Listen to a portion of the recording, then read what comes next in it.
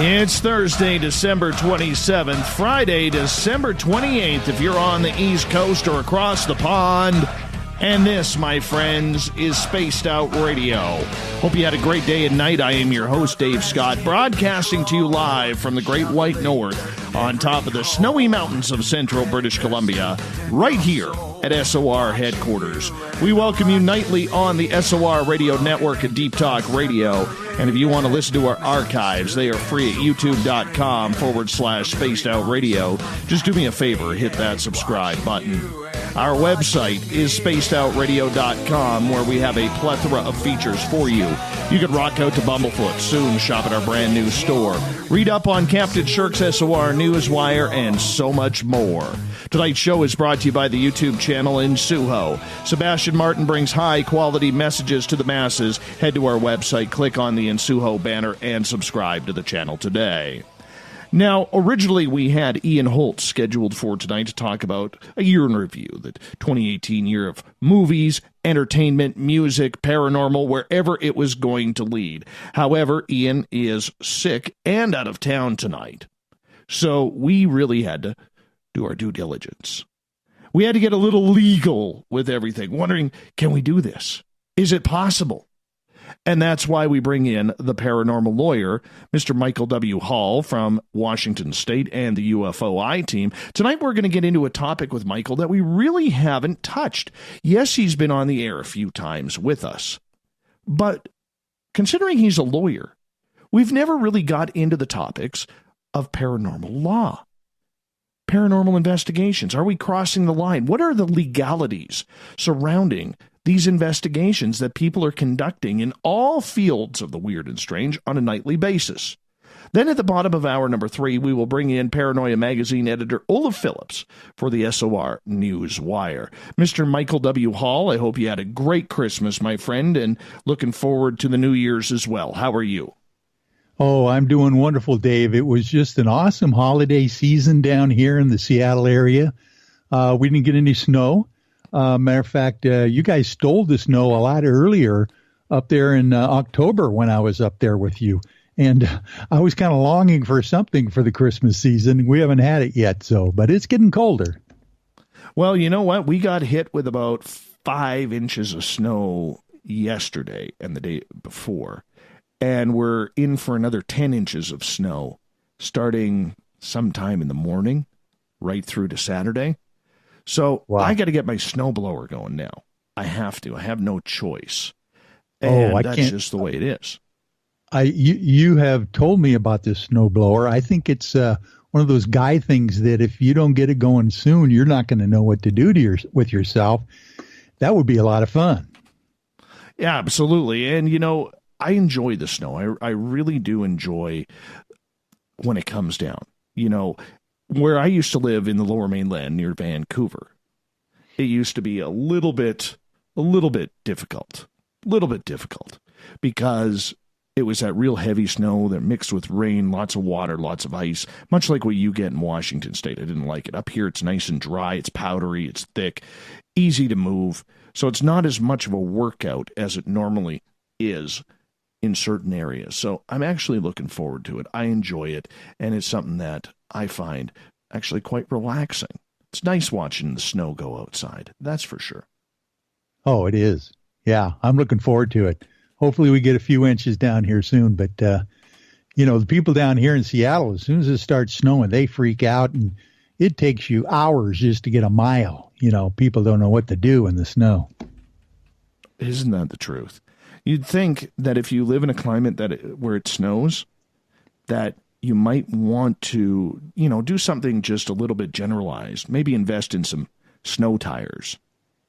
Yeah. Or some all-weather type tires in order to make sure that you're safe and sound, especially if you live in a hilly area, because that whole Seattle peninsula there, that is all mountains. It's all up and down. There's no flat parts. Oh, yeah. No, I would never drive downtown Seattle in the snow. I mean, you're talking hillsides on the side of Puget Sound that are so steep. Of course, the whole Seattle area, Seattle downtown, was built on like seven hills, like you mentioned. But you guys, when I was up there, for the Caribou Paracon in October, I could not believe I saw road signs along the highway that says, got to have those snow tires on and snow chains ready by October 1st. Yeah, I was amazed. It's a law here. And then all of a sudden it dumped, like literally. Good thing people had them. Well, that's the part of living where we do. You got to be prepared for all seasons, and I like driving in the snow. A lot of people don't. I do. I find it funny because I like the slipping and sliding. I like the running around and crawling around and seeing where I can go and where I can't go. So I actually enjoy it. I really do. And hopefully this is the start, because we've had a pretty dry winter so far, fall and winter so far.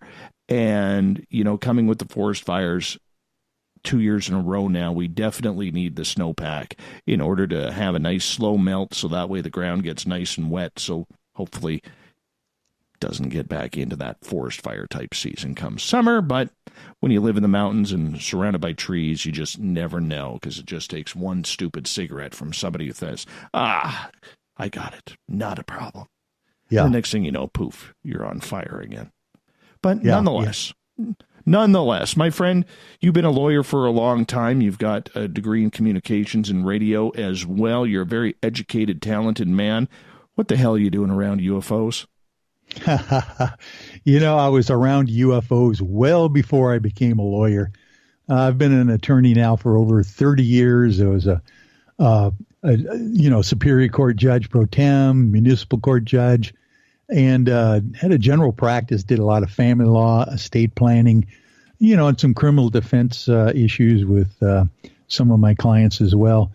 But I had always been interested. I think, people always ask, when did you start getting interested in this paranormal subject of UFOs and Bigfoot and ghosts, cryptids, all that kind of stuff? I always seem to have been that way ever since I was a kid. I was always very curious.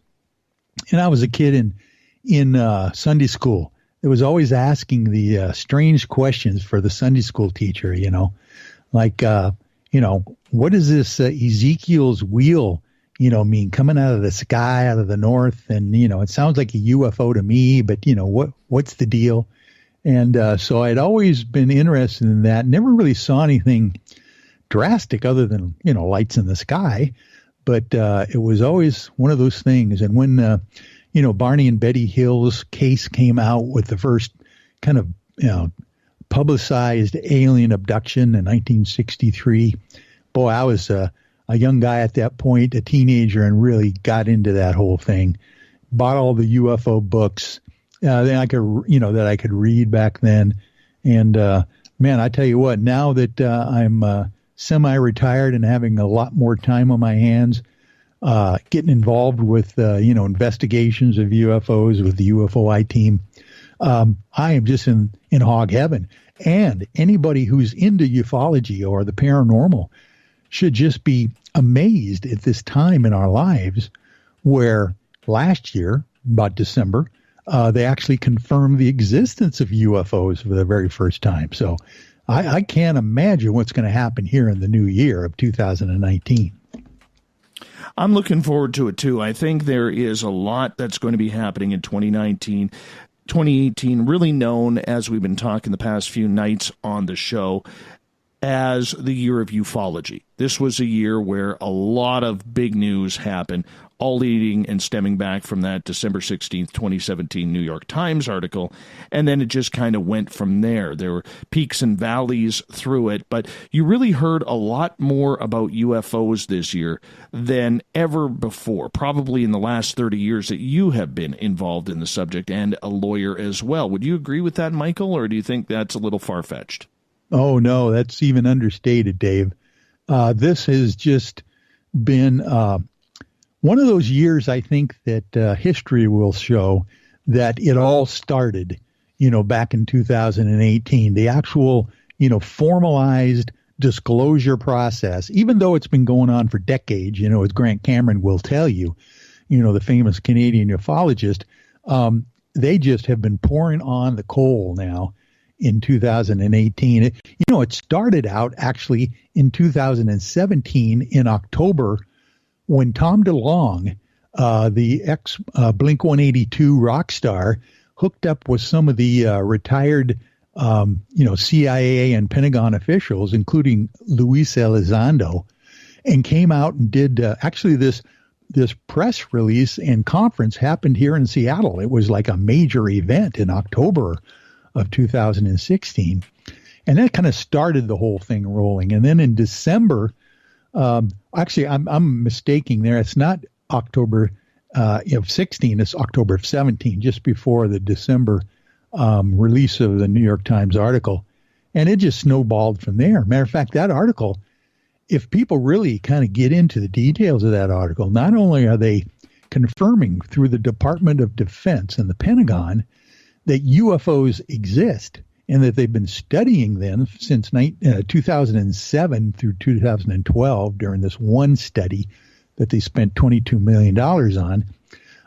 They also said that they've got some captured or retrieved metamaterials that they're studying that don't seem to even come, or at least being created in our own galaxy. They're outside of our, the isotopic ratios are outside of our galaxy to begin with. The last thing in the article that they mentioned was the fact that this metamaterial that they're studying, supposedly from a crashed, craft, has some kind of physical effect on human beings.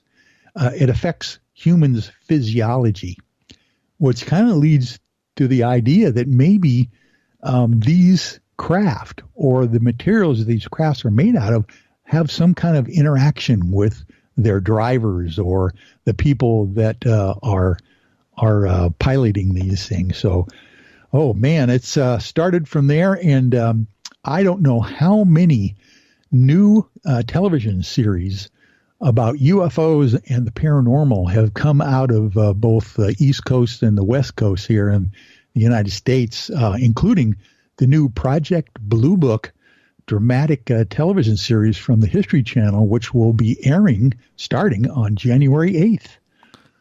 You know what I find funny is you get all of these people who are so quasi interested in ufology or ghosts, and these television companies who are like, oh, we don't want to talk about that on our news. That's a waste of time. That's hilarious.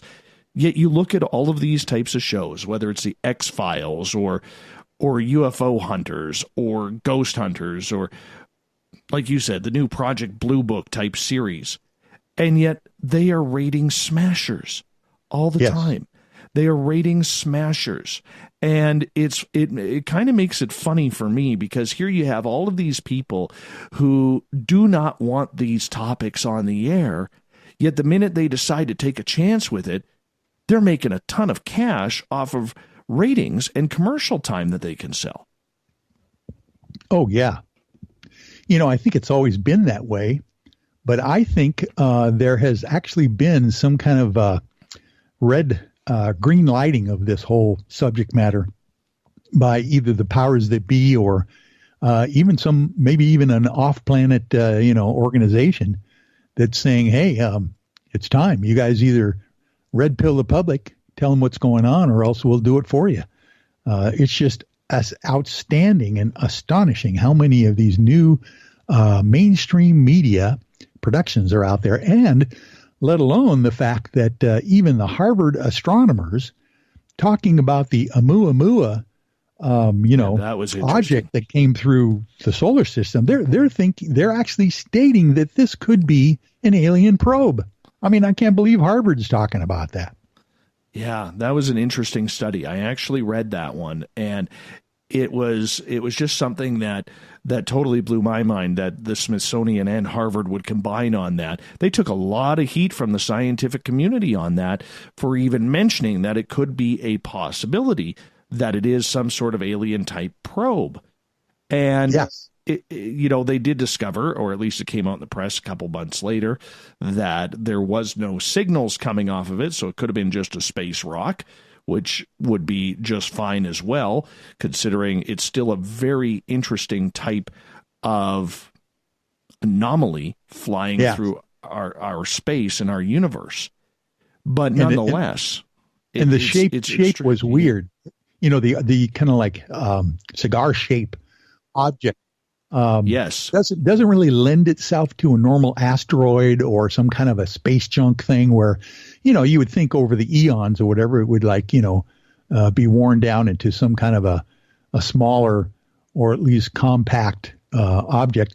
Now, here's the weird thing about that whole thing, Dave, is that the Harvard astronomers did not back down when they got any heat from the scientific community, because not more than 2 weeks ago, I read a follow-up article about from the same astronomers from Harvard, who not only said that thing, you know, is on its way out of the galaxy at this point, but that they say they've got, or at least sighting reports of 4 other objects that are very similar in size and shape that are in our galaxy, solar system even right now. So they're still talking about it. I can't believe it.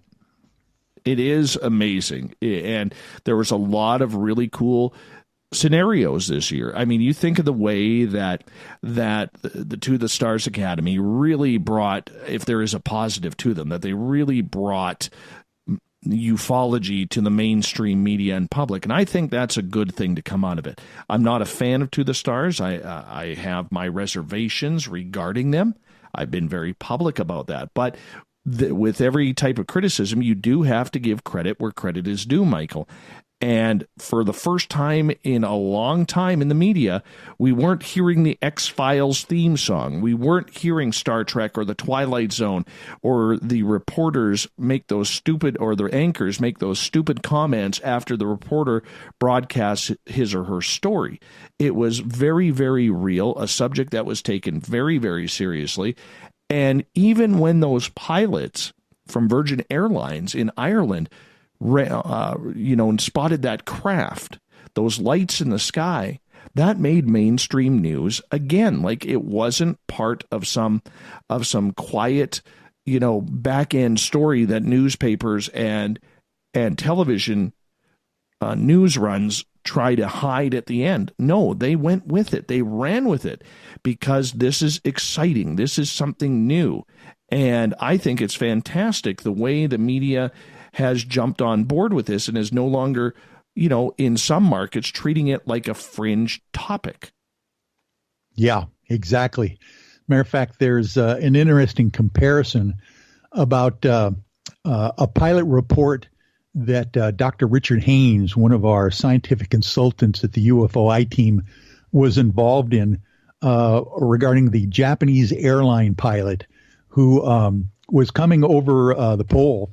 And in Alaska, actually was up in your neck of the woods up there by BC, where this guy, a certified commercial airline pilot with many, many years of experience, saw a UFO about the size of, he said, a huge aircraft carrier hovering right in front of his windscreen as he was coming over that northern part of BC there. And what happened was, back then, this was probably 25 years ago, his name was Captain Teraheuchi. When he reported that, when he got down, I think it was in Canada somewhere, he landed to refuel to get on to the rest of the trip. They reported that back to headquarters in Japan, or at least his airlines. And when he got back to JAL, they grounded the guy. And it took Dr. Haynes, Richard Haynes, to actually contact Japanese airlines, Japan Airlines, and actually fly to Japan to tell them that these things happen all the time. Dr. Haynes runs the organization called NARCAP that takes all of the pilot reports of UFOs anonymously from commercial airline pilots, private pilots, and even military pilots. He has an AirCat catalog of thousands and thousands of qualified pilots reporting UFOs. So now, by the way, he got Captain Teraheuchi's job reinstated for him by doing that. So that was a wonderful thing, because he had been an experienced pilot, and Dr. Haynes pointed out he didn't do anything wrong. He just pointed out the facts. But like you said, the Irish Airlines pilots seeing the same thing, and now they hadn't been given any problem at all in their report. It's been totally changed as far as the giggle factor goes nowadays, and the mainstream media anyway, is treating it very seriously. Well, I think it helped, too, that the Irish pilots were part of Virgin Airlines, where Richard Branson, who owns it, is very open-minded. I mean, let's face it, He's trying to get into space.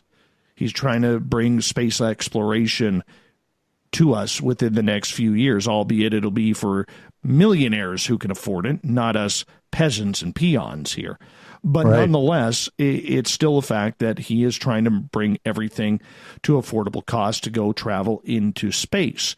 And I think if it would have happened to another airline, whether it's American Airlines or Air Canada or British Airways, I don't think we would have the response that we got out of this aircraft. You know what I'm saying? Yeah. As a matter of fact, you're correct, because it wasn't that long ago when the Chicago O'Hare Airport American Airlines UFO was sighted hovering over gate C-17 when the pilots reported an actual disc hovering not very far up above this parked, commercial airplane. And that was hushed up real quickly. And that was probably about 4 years ago. So just in that short, a little bit longer than that, but was it? Yeah. But basically since then, anytime. Yeah. But since then, the whole thing has turned around. It's like I think ever since that New York Times article came out, people are feeling a little vindicated now in their reports that they've made probably over the decades, that they really couldn't even have told their family or friends about until the article comes out. I agree. It was major vindication for a lot of people in regards to that. Michael, I'm going to get you to hold on. We're going to step out for a break here on the show. And when we come back, we're going to get into the legalities of paranormal investigation, UFO investigation. Michael W. Hall. Quick shout out to Kevin and Kevin's Beard in the chat room in Spreaker tonight. Turned 40 today. Happy birthday, Kevin and Kevin's Beard. Two separate entities. Hope you had a fantastic day down in the Lone Star State. We'll be right back with more Spaced Out Radio after this.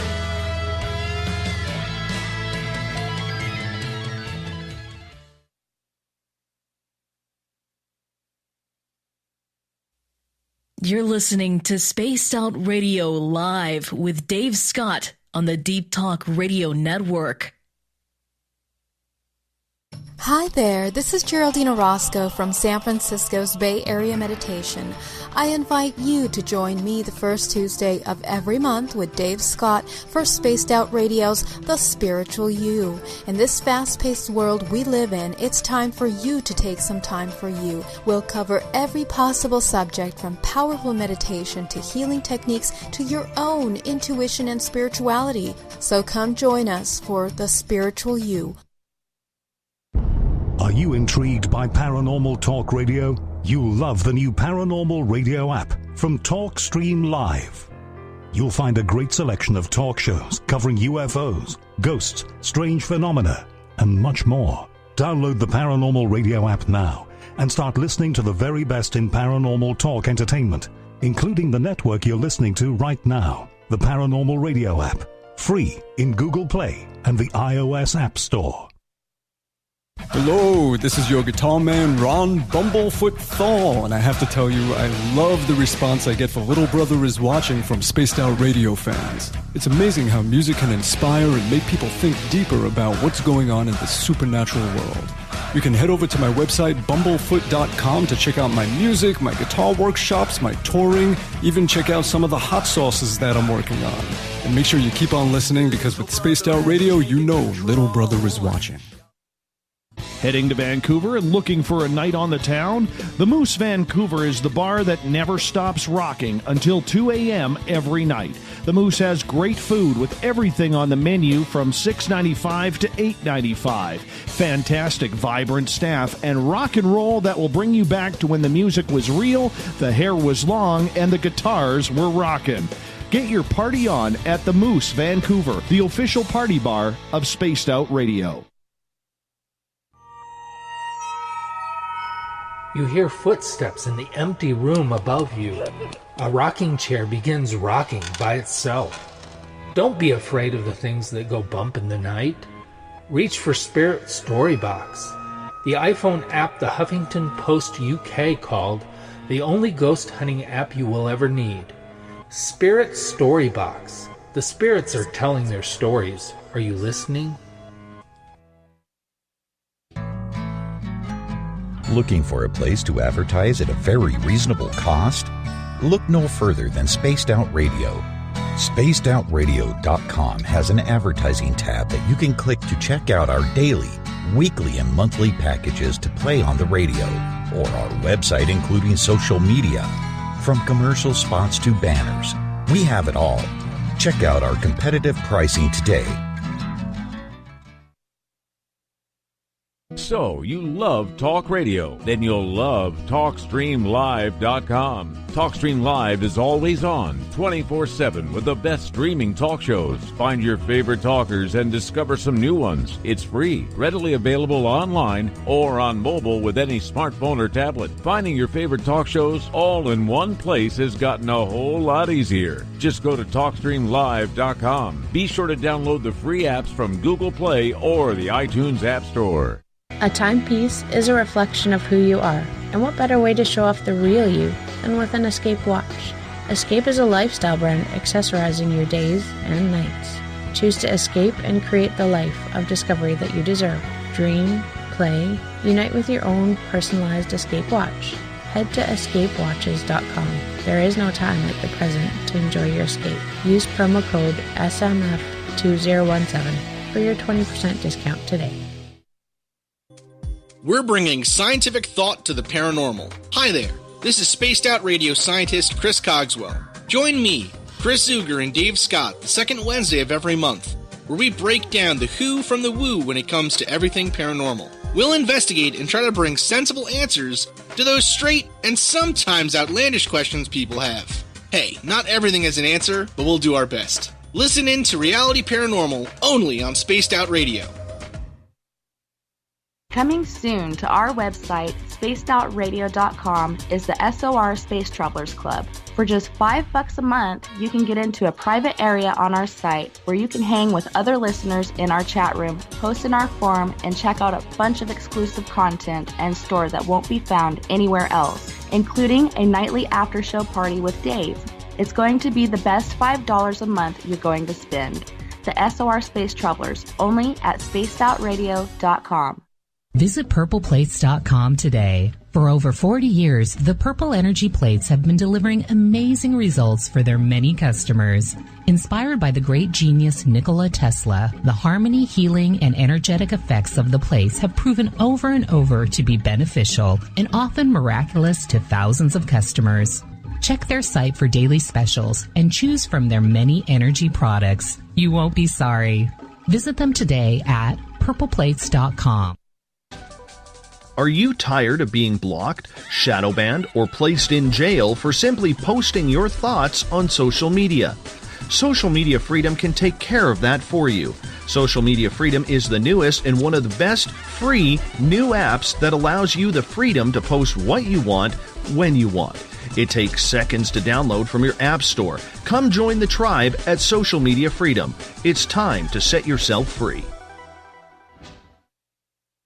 Did you know Spaced Out Radio runs 7 days a week? Hi there, this is Tessa Nicole Thomas, and I'm here to take you on a paranormal journey each Saturday and Sunday night. Why change the station when you have it all right here? Together, we'll hang out and share some strange and scary stories. And don't forget, we have Psychic Sundays as well, so come tune in Spaced Out Weekend. We get going at 9 p.m. Pacific, midnight Eastern, only at spacedoutradio.com, where we own the night. You know, it's hard being the bad man of ufology, but that's just the way that I like it. This is Chris George Zuger, and I'll be hanging out with Dave Scott and SOR scientist Chris Cogswell for Reality Paranormal, the second Wednesday of every month. And our job is to break it down and come to conclusions as to what is really going on in the supernatural world. I'd love for you to join us right here on Spaced Out Radio.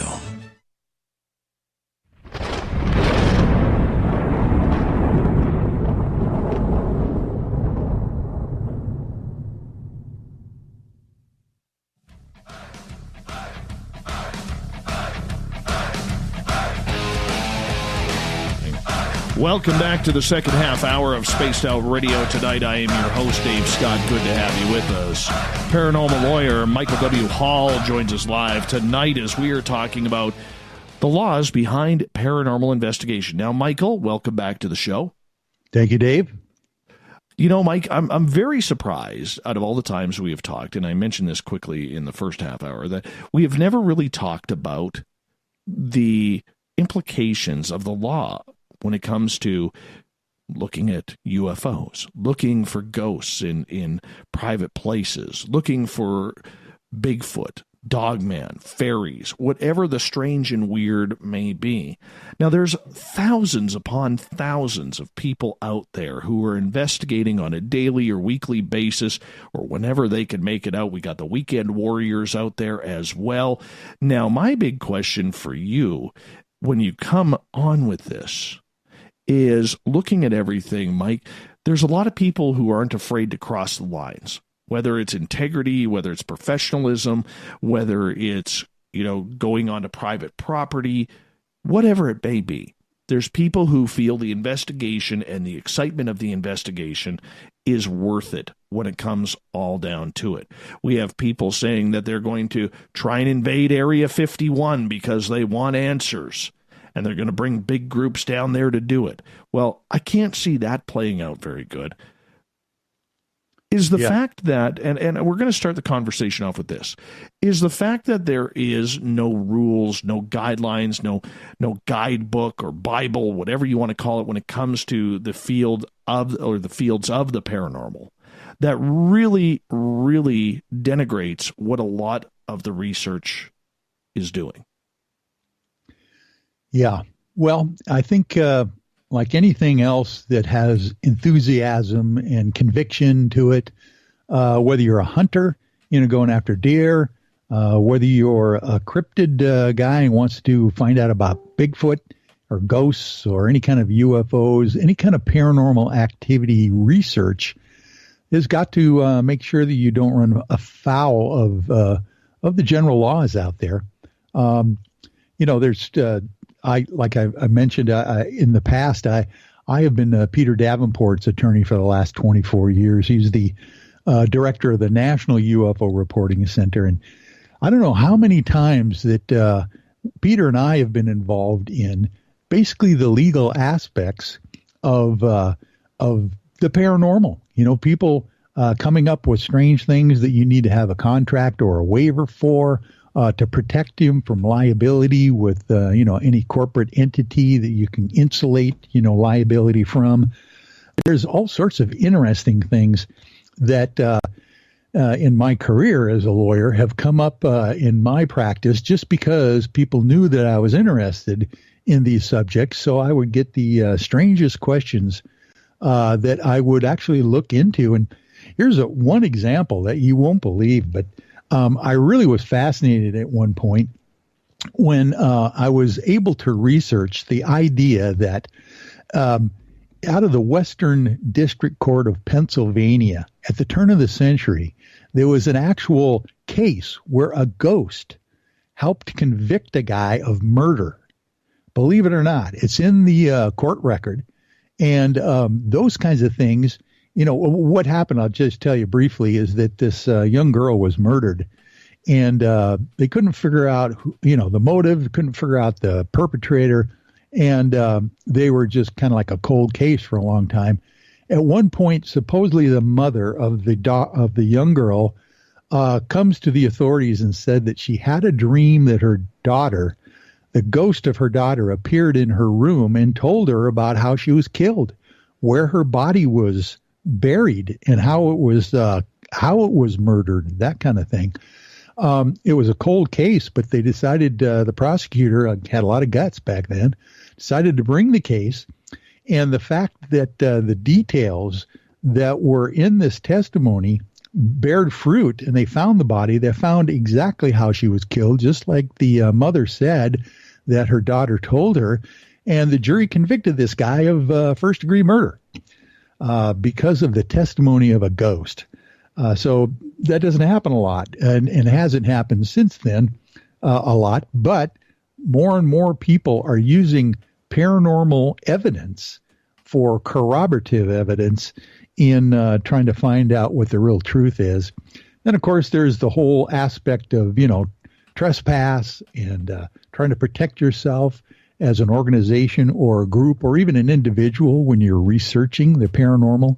So we can get into all the details here if you'd like, because there's some fascinating things that most people don't think about whenever they want to go out and cross that fence to go on somebody's property and look for Bigfoot.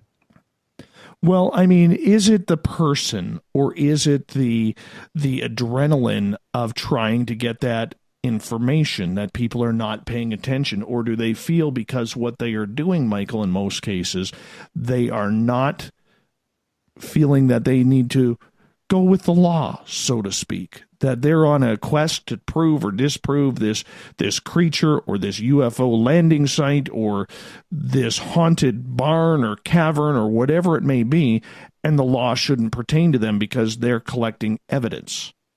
Yeah, it's almost, well, it's even more onerous than the basic poacher who goes out and just wants to get some meat, and not have to get a tag or worry about someone else's property that they're on. It seems to be kind of like a more of a driven kind of a deal where people, think that they can bend the rules a little bit just to find the proof that they're looking for, hoping maybe to make some money out of it. I don't know. I don't know anybody in the paranormal field who has earned a lot of money in their research. It's almost like it's a prerequisite to be paranormal poor if you're out there investigating, because you got to do it for the right reasons. But, one of the first things that I would tell people, that if they're into this whole idea of investigations and trying to gather evidence and all that stuff, the first thing you might want to do is figure out if you need to form some kind of a corporate entity that you're going to operate under, so you can protect your personal assets from attachment if someone decides they want to sue you, or some government official or municipality or anyone wants to, take you to task for what you've been doing. Those kind of LLCs, sole practice, corporations and those kinds of things are something you definitely want to talk to your local legal advisor and tax accountant as well about. And as my caveat is I obviously can only give legal advice in the state of Washington where I'm licensed to practice, but a lot of these things are kind of generalized ideas that if you're thinking you're doing something like this, you got to think about some of the consequences that could come down ahead of time and try to protect yourself from it. I understand that, but let's focus on the person here for a second, because you have met a lot of investigators through your time. Doesn't matter the field that they are tracking down or researching, but there seems to be a real brazen attitude with a lot of investigators out there. Never mind what they are searching for. I mean, we could spend an entire show talking about whether or not they're conducting anything scientific, and you know my feeling on that, and that's kind of old hat around here. But nonetheless, when we look at the people involved,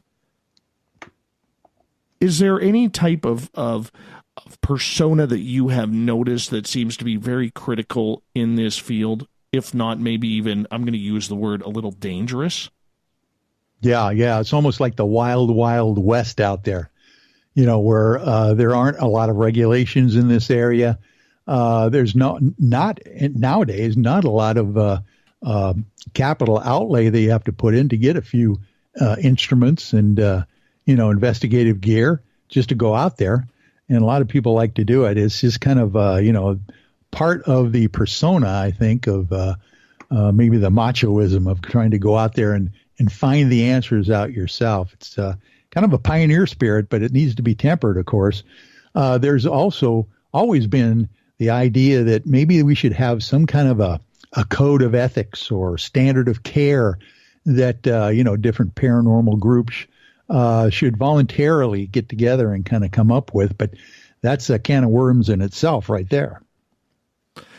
So when you look at the people that are involved, and I think it's a balance between men and women who are doing this, are they way too hyped up on the investigation or getting to a place where they've heard stories and they need to investigate, whether it's a place where a UFO allegedly landed or whether it's a place that is said to be very haunted, but it's now closed off by fences or whatever it may be the case? Because when I look at it, and I'm all over social media on a daily basis, I hate to admit it. I mean, this entire job has really made me into a social media junkie. I hate to admit that, but it's true. But when I look at everything, Michael, and I look at where everything has gone, there's a lot of times when I read on profiles about the way people are investigating and the way people are doing things that I just shake my head and think, how are you not getting in trouble for some of these actions? Yeah, exactly. I think it's sometimes the old 80-20 rule. You get 20% of the people that are kind of serious about this stuff. The 80% might be the sheeples out there that want to get involved and they really don't care to follow the rules. And by the way, if people in the old days wanted to get involved in this kind of paranormal investigation work, there wasn't a whole lot of folks they could go to get advice, let alone legal advice on how to do it or how to protect themselves. You really couldn't talk with, professional attorneys and accountants about how to form a business in this regard. So it was very few and far between people who really had their stuff together and went out and set things up correctly in the first place. But I think with the influx of people that are now being red-pilled by the mainstream media, we're going to see a lot more of this stuff coming down. And we need to be aware of that as, professionals in the paranormal field and kind of maybe help counsel some of these folks through the process of do's and don'ts and the best ways of practicing in this area. What about, or what is the punishment or whatever? We'll take Washington State because that's where you practice law.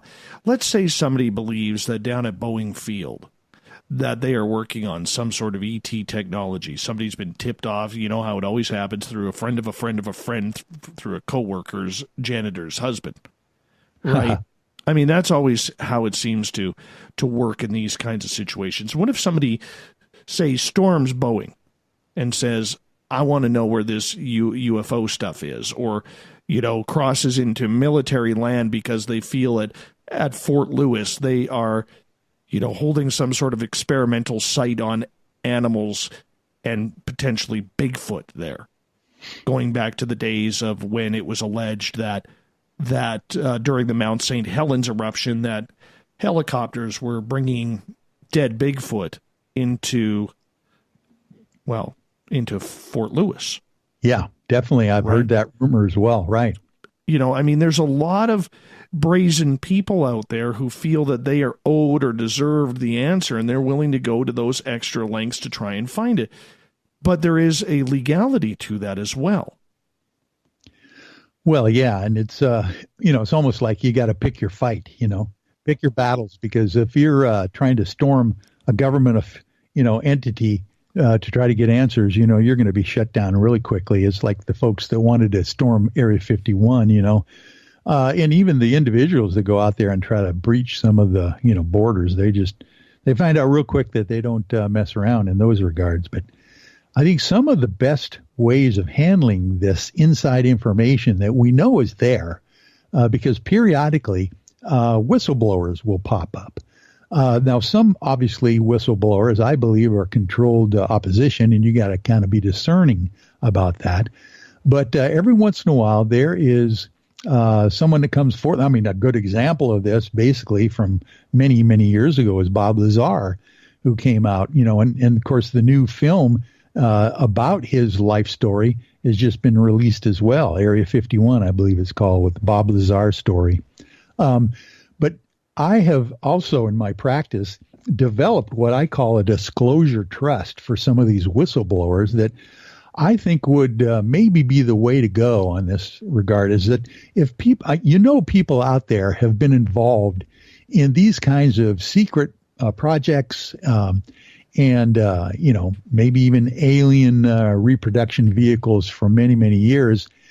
And I tell you what, at one point when they're maybe facing death and making the transition at the end of their life, a lot of people would like to get that information off their chest, but they don't want to jeopardize themselves or their family members by doing it. So I've created a legal document, basically, it's like a trust, but you can put the information inside that trust, name multiple trustees that would succeed the trust, and distribute the information from these trusts in certain ways that would assure that the information got out. Because I think whistleblowers are going to be, I think we're going to see a flood of these kinds of things now that the baby boomers are aging and retiring and getting to the last stages of their lives. I think there's a whole lot of folks that know a lot of things out there. True that, but okay, let's bring it down a little bit, okay? Because we know that if you go try and cross into some military base, they do have, punishable by bullets, shall we say? You know, if you go too far. But let's go a little bit cleaner. Let's say you're out on a Bigfoot or Sasquatch hunt, and you find a set of tracks that leads into private property. And somebody calls and says, hey, I got strangers coming onto my property. This is obviously very weird. I don't know why they're here. What happens if people like that are caught? Yeah, well, there's just basically trespassing regulations and rules and laws that will cover that basically if they're on private property. One of the other interesting things, too, is I've run across people that want to investigate on tribal land. It's a federal tribal land. Matter of fact, in the federal tribal land and the national forests, there are so many stories and reports of both UFOs and Bigfoot and cryptids that people they kind of want to get on these properties without getting the proper authority to do so. There are ways of getting around it. There's, of course, getting some kind of a waiver and permission from a private property owner. And there's also, coming up with some kind of a provision to get onto tribal land with one of the elders of the tribe themselves who would be willing to sponsor you to go on and do an exposition on the property. So you got to think ahead of time if you don't want to run afoul of the authorities, whether it's local or federal. And by the way, there's some danger out there from probably some of the things you're investigating. I don't know that I'd like to run across an angry Bigfoot out in the wilderness without some kind of authority and backup to be there, for one thing. Oh, you definitely don't go into the forest alone at any time. That's just being smart. Yeah. Lord knows. I mean, I've been in the forest around here where literally I've been 100 feet in, and all the trees look the same. Everything, I got circled around. I mean, it's amazing how quickly that can happen, and you never go into the forest alone. Yet there's people who do. I bet that's another safety thing that everybody would be like, yeah, whatever it is. But Michael, when it comes to, either maybe going on reservation land from First Nations or crossing over into private property into somebody's farm or cabin area or something along those lines, you mentioned that, I mean, you could get the simple trespassing. But on the flip side, if these people don't know who you are, they don't know if you're armed, they don't know if you're there to rob them, I mean, they could be coming at you with a gun. Yeah. Matter of fact, a lot of these paranormal investigators, they're not going to be wearing the blaze orange, they're going to be wearing ghillie suits out there, trying to hide and, sneak up on their prey. And that's probably the last thing you need to do on federal property or private land when you don't know what the property owner or the local authorities are going to do if they see something out there they don't recognize. So, yeah, it's quite a scary thought that you would do that without permission and without planning ahead. The UFOI team that I'm a part of, that we always think ahead of time and get permission and plan it out well in advance where we're going to be and parts of the investigation where we don't want to go, just to make sure that we're not, running afoul of the local property owners in the area. We only got about a minute left before we got to go to break here at the top of the hour, Michael. But I mean, there are people out there, though, and this is where we talk about people being brazen in this community. They tend to think that the investigation is above the law, that they're almost above the law when this happens, though. Yeah, and it's like a carrot in front of their face that, maybe I'll bend the rules a little bit, but if I can find that proof, I'll be exonerated, right? A lot of people will be thinking that, but it's not worth it to do that and then have to suffer the consequences even later, let alone the fact that there's powers that be out there want maybe the things that you find as evidence suppressed. So they're going to use anything they can against you if they could. Well, we'll get into that next hour. We're going to get into the suppression of everything because there are people who feel that there is evidence being suppressed. What's the legal ramifications of that? Do they have the right to do that? We're going to get into more. Michael W. Hall is our guest tonight on the mighty SOR. He is the Paranormal Lawyer. You can find him on UFOI Team on Facebook. He's all over the place. Well deserved. We'll be back with more Michael W. Hall in hour number 2 of Spaced Out Radio coming up right after this.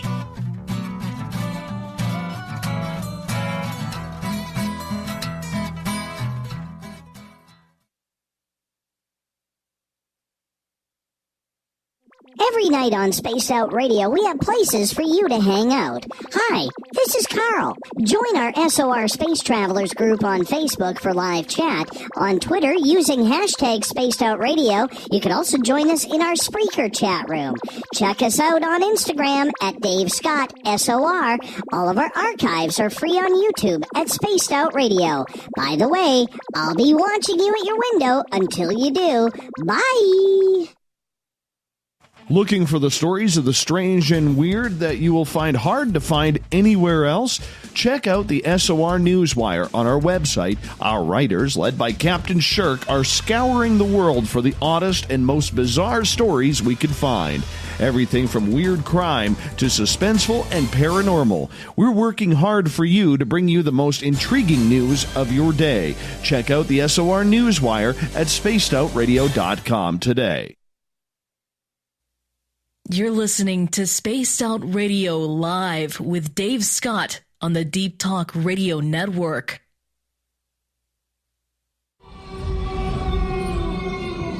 Hey, this is Canadian paranormal investigator Mike Moore. The third Wednesday of every month, I'll be teaming up with Dave Scott to bring you Ghosts of the Great White North. Each month, we will bring on guests from across Canada to discuss their ghostly encounters. Canada is a paranormal hotbed with stories you've never heard, so we're going to bring them to you.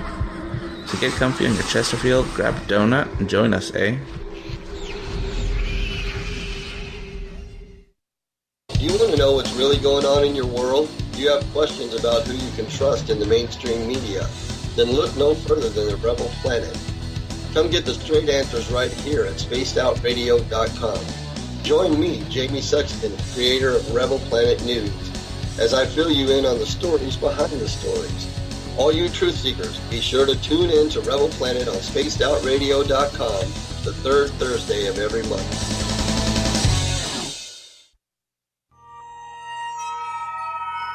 You hear footsteps in the empty room above you. A rocking chair begins rocking by itself. Don't be afraid of the things that go bump in the night. Reach for Spirit Storybox, the iPhone app the Huffington Post UK called the only ghost hunting app you will ever need. Spirit Storybox. The spirits are telling their stories. Are you listening? You know, it's hard being the bad man of ufology, but that's just the way that I like it. This is Chris George Zuger, and I'll be hanging out with Dave Scott and SOR scientist Chris Cogswell for Reality Paranormal, the second Wednesday of every month. And our job is to break it down and come to conclusions as to what is really going on in the supernatural world. I'd love for you to join us right here on Spaced Out Radio. Visit purpleplates.com today. For over 40 years, the Purple Energy Plates have been delivering amazing results for their many customers. Inspired by the great genius Nikola Tesla, the harmony, healing, and energetic effects of the plates have proven over and over to be beneficial and often miraculous to thousands of customers. Check their site for daily specials and choose from their many energy products. You won't be sorry. Visit them today at purpleplates.com. On the first Tuesday of every month, I encourage you to come along for a journey with me, Geraldine Orozco, on The Spiritual You.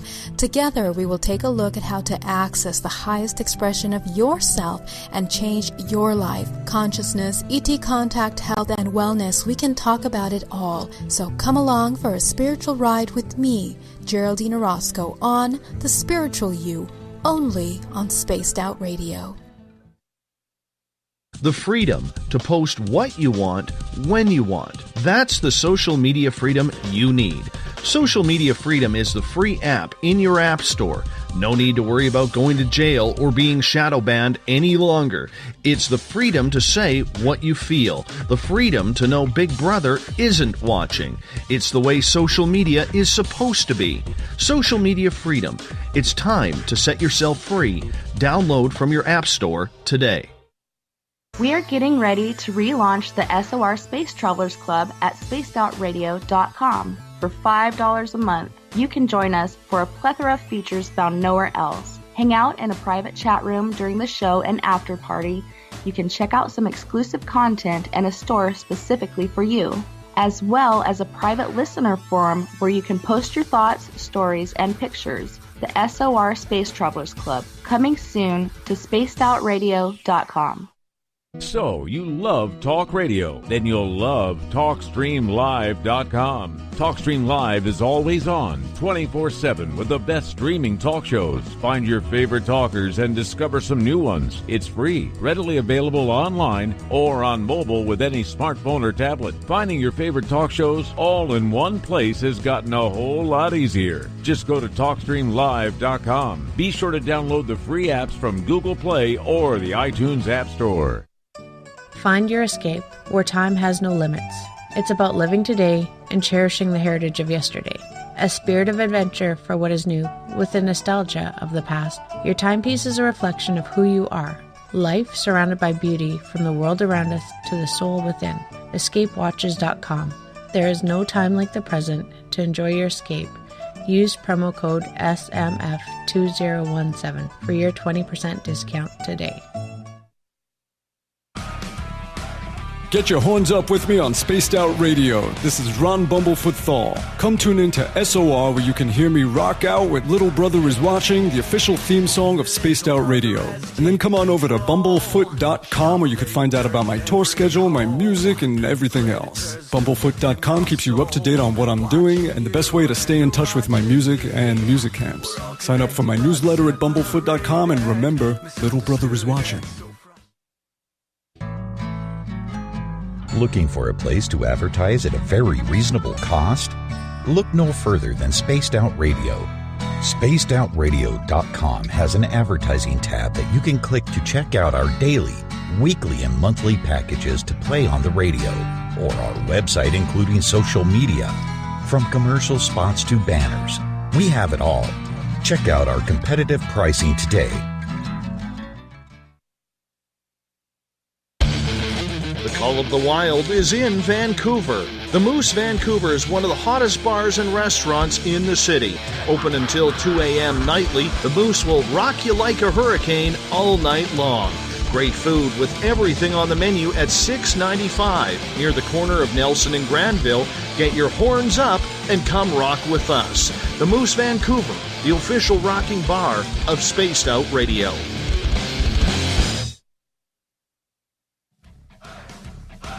You're listening to Spaced Out Radio with Dave Scott.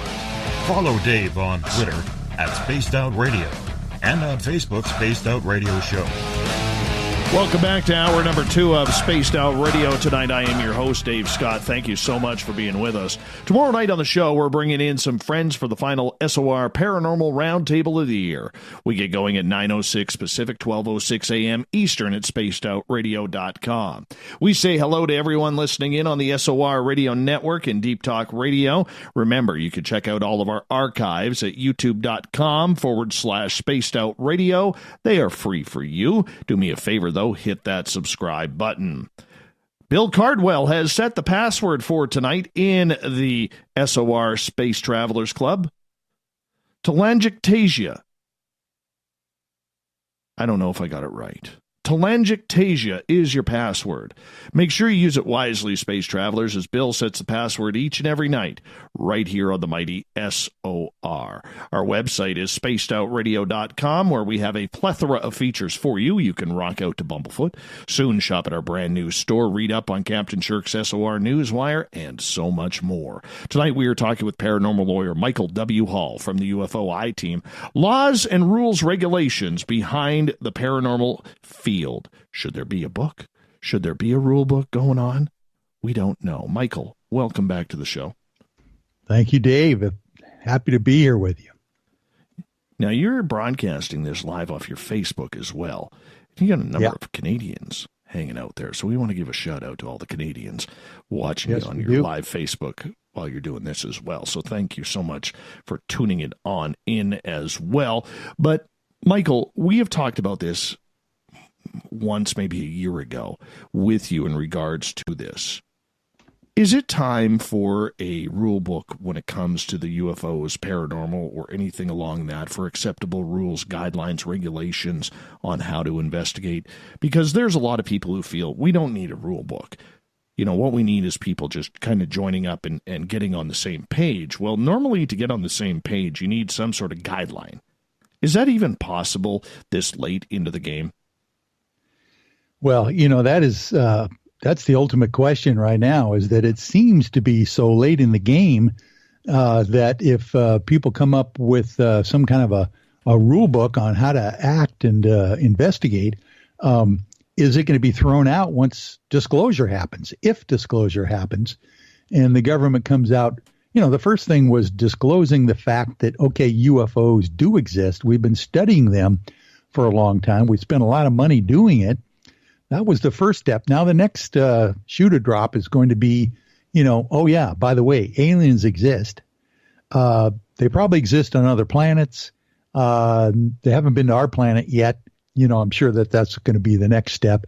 But at one point, they're going to actually have to disclose the fact that they are actually here on the planet and present here on the Earth. And that'll be interesting to find out whether they bring with them some cosmic rules of the road, whether it's, you know, something that is going to be imposed upon us or at least negotiated with us, is that, hey, this is how you deal with not just, you know, rules and regulations on your planet, but when you get out there in space, there's got to be a whole new rules of the road out there that that have to be taken in consideration. You know, there is you know, a whole field of what they call space law, where in reality, kind of like maritime law, you know, there are certain, you know, statutes and rules and regulations of the open ocean from different countries being involved in, you know, maritime travel.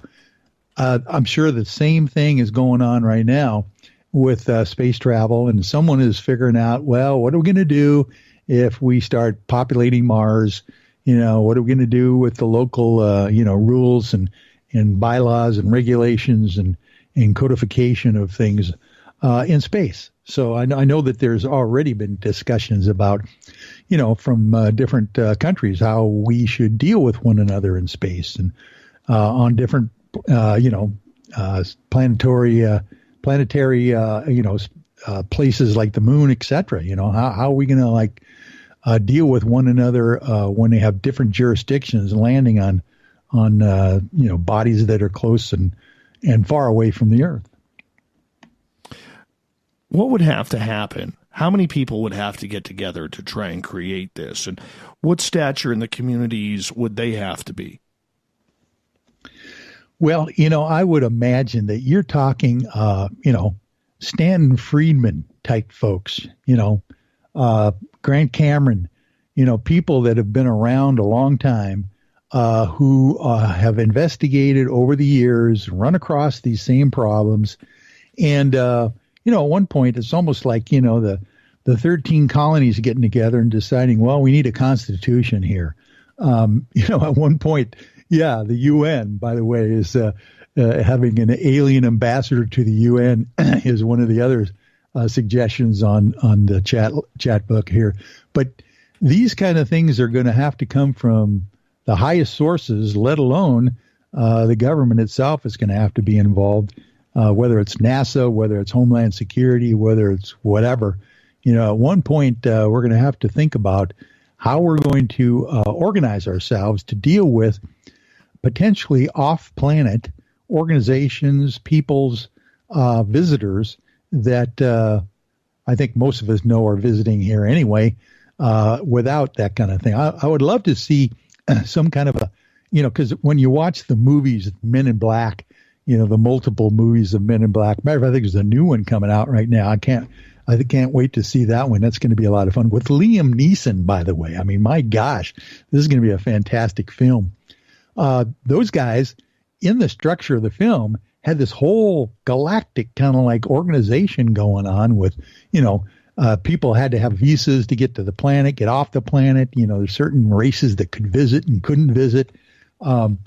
That's going to be an exciting time to be alive if you get to be involved in that.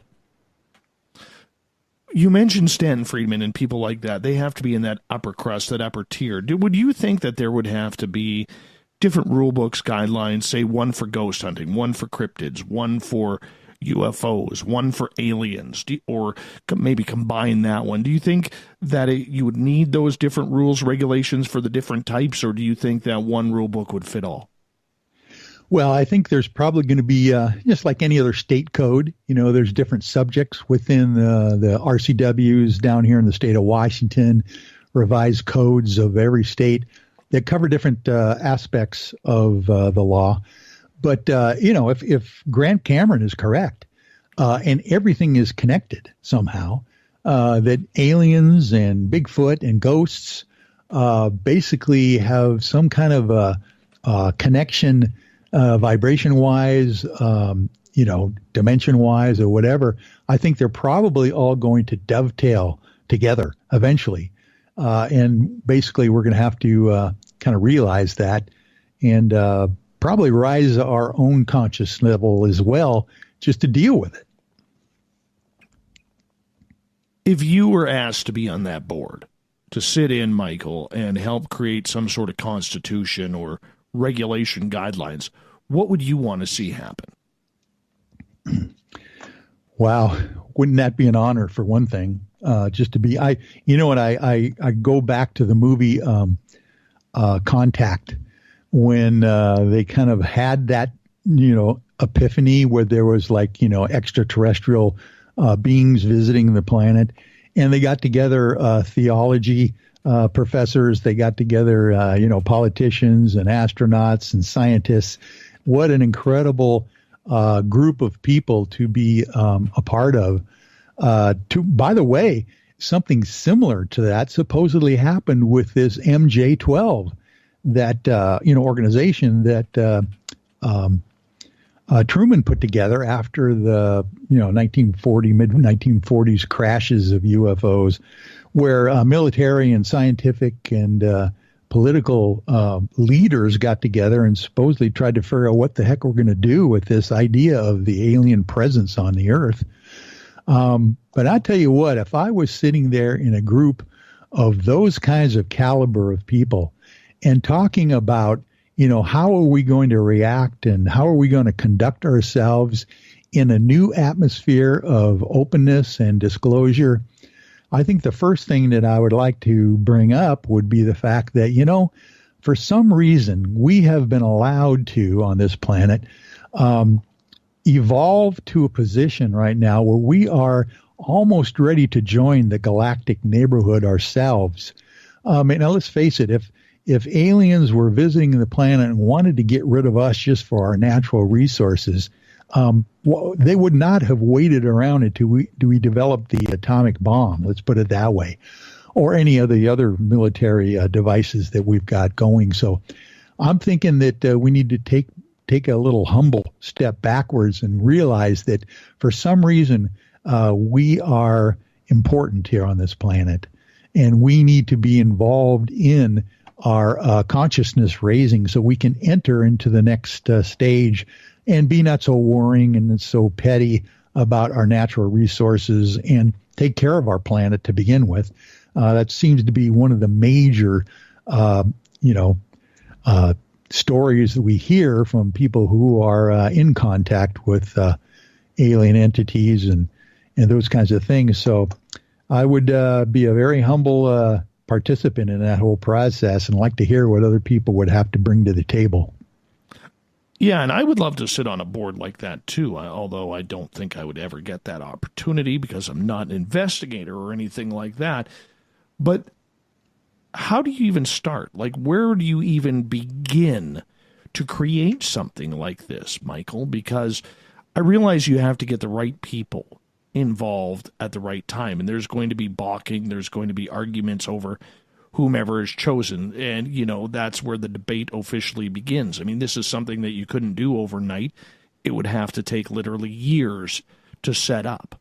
But on the flip side, how do you even start putting something like this together, some sort of constitution of paranormal law? Yeah. Yeah, actually, a group like that, by the way, would not only include scientists, theologians and, paranormal investigators. They would include people just like you, Dave, who are massive communication specialists. I mean, you have been able to bring these subject matters to a wider group of people than ever before with your radio show and all the things that you've been involved with over the years. So I would imagine there's going to be some media people involved in this process too. And I always hearken back, being a lawyer, you study constitutional law and all those kinds of things. I hearken back to the founding fathers. And one of the things that I remember, it was either Benjamin Franklin or somebody like Thomas Jefferson mentioned when they were sitting around trying to figure out, the Articles of Incorporation for the new country and everything, is that, either we hang together or we hang separately.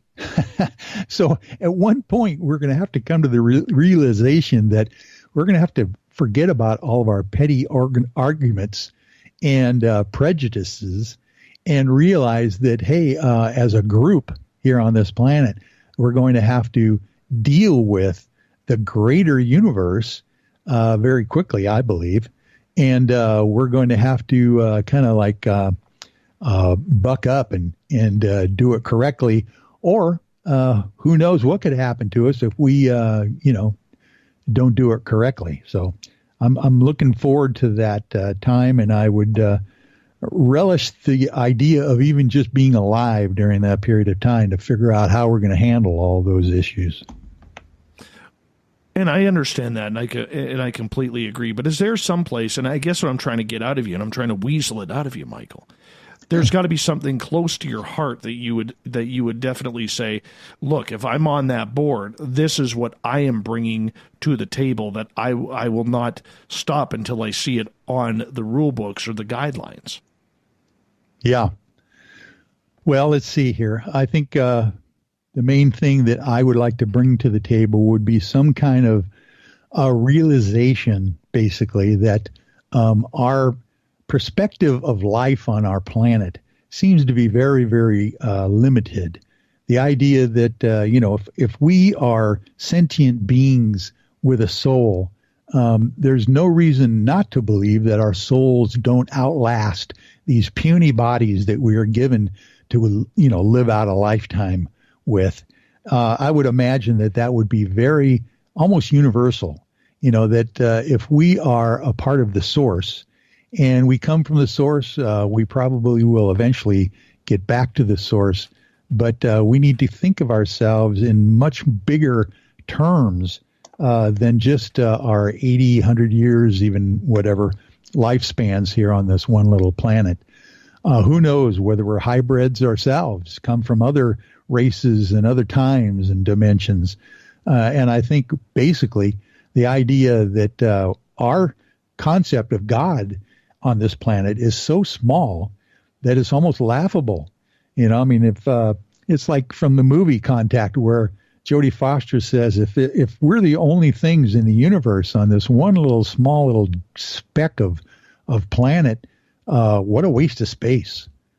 So I think when you realize that, I'm going to bring to the table that, we have to raise our thinking, our consciousness level a lot higher just to even comprehend some of the issues that we're going to have to deal with to begin with.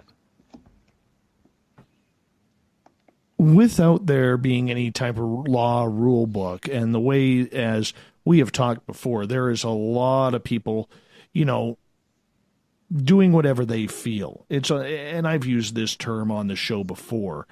Basically, it's paranormal anarchy out there when it comes to investigation, because there is no guideline or anything.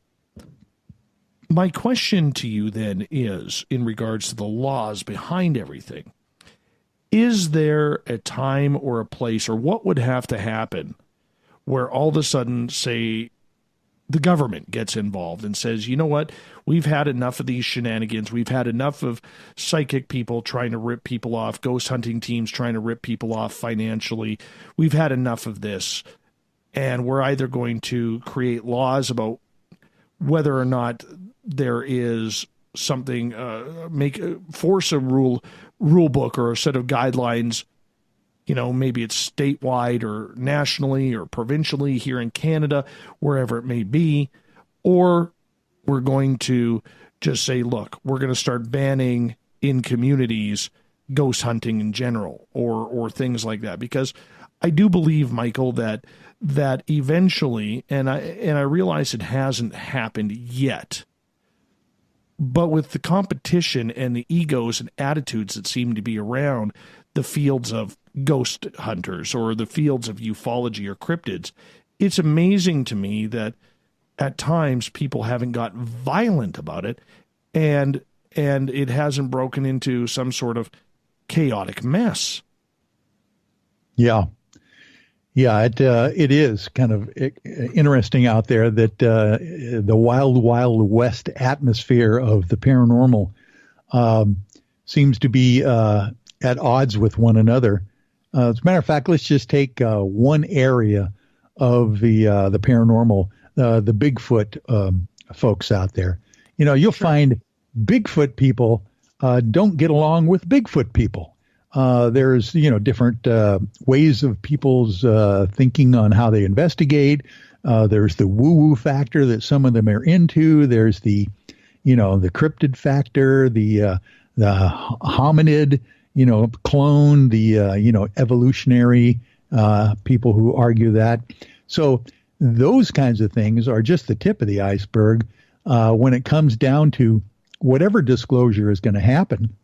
There's going to be camps in all over the paranormal field that are going to be trying to trumpet their own horn and say that, we're the way that, is the truth and the light. And we need to have a representation here in any kind of organization or code of ethics that are going to be put together for this whole situation. And there's always the tension between the idea of getting people together to try to, or getting the government, sending the government the authority to put together some laws down and rules and regulations when the people themselves basically claim, rightly so in most cases, that, hey, they have their own relationships with these paranormal subjects. They shouldn't have to relegate their authority or their abilities to, a centralized government agency. It's almost as if when the church, Martin Luther, the original Martin Luther, came out and said, hey, you don't need to have priests to get close to God. You can do it yourself. That was, of course, Jesus's entire message, during his lifetime as well. So it's almost like a tension in that regard, is that, well, if you follow these rules, you can do that. Or the people out there are saying, I don't need to follow those rules. I have my own relationship with the ETs or the Bigfoots, and, I think I'm doing just fine the way I am. So it's going to be an interesting time to be alive. If 2018 was just an indication of how quickly things can change, I can't imagine what the next year is going to bring. We only got a couple minutes left before we got to go to break here, and I want to finish it off with this question. Is it necessary? Is the rules, guidelines necessary, or does something severe have to happen before there is some sort of clampdown on the paranormal community?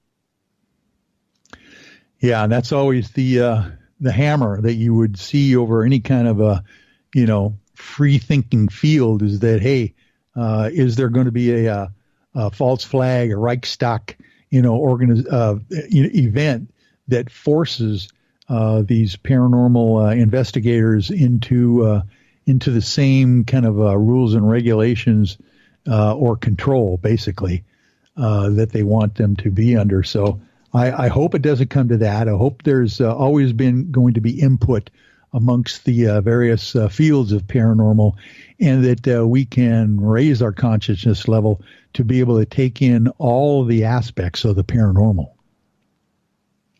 Do you see that coming, though? Do you see people getting that point where they can police themselves in this? Well, I'll tell you what, the interesting encouragement that I see is from the young millennials out there. My own children are in their 20s and 30s, and those folks were born a lot different than us, and they have a much broader view of existence even than I ever had. I kind of had to learn that as I grew older, and hopefully they will as well. But I'm kind of encouraged by the younger group of people that are coming in and inhabiting these new souls on the planet. I think they're going to be just fine. Well, I think so, too. And we only got about 15 seconds here before we're going to go to break. I think with the younger generations that are coming into this, they're a lot more open spiritually. They're a lot more open to the experience and finding their own zen, their own chi, and whatever else makes them spiritually happy. And I think that's a good issue to have, and hopefully they can bring the torch in and continue the work that they need to do, much more than us stubborn old folk here. Michael, you hold on. We're going to go to break. Paranormal Lawyer Michael W. Hall is with us tonight on the mighty SOR. We're at the halfway point. We'll be back with more of hour number 2 right after this.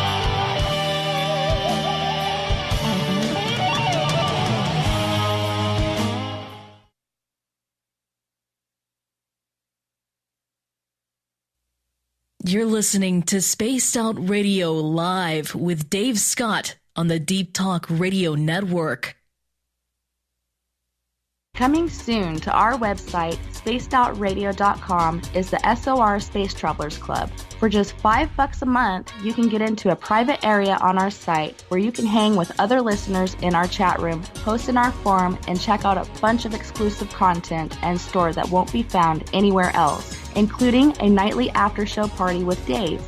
It's going to be the best $5 a month you're going to spend. The SOR Space Travelers, only at spacedoutradio.com. Hello, this is your guitar man, Ron Bumblefoot Thal, and I have to tell you, I love the response I get for Little Brother is Watching from Spaced Out Radio fans. It's amazing how music can inspire and make people think deeper about what's going on in the supernatural world.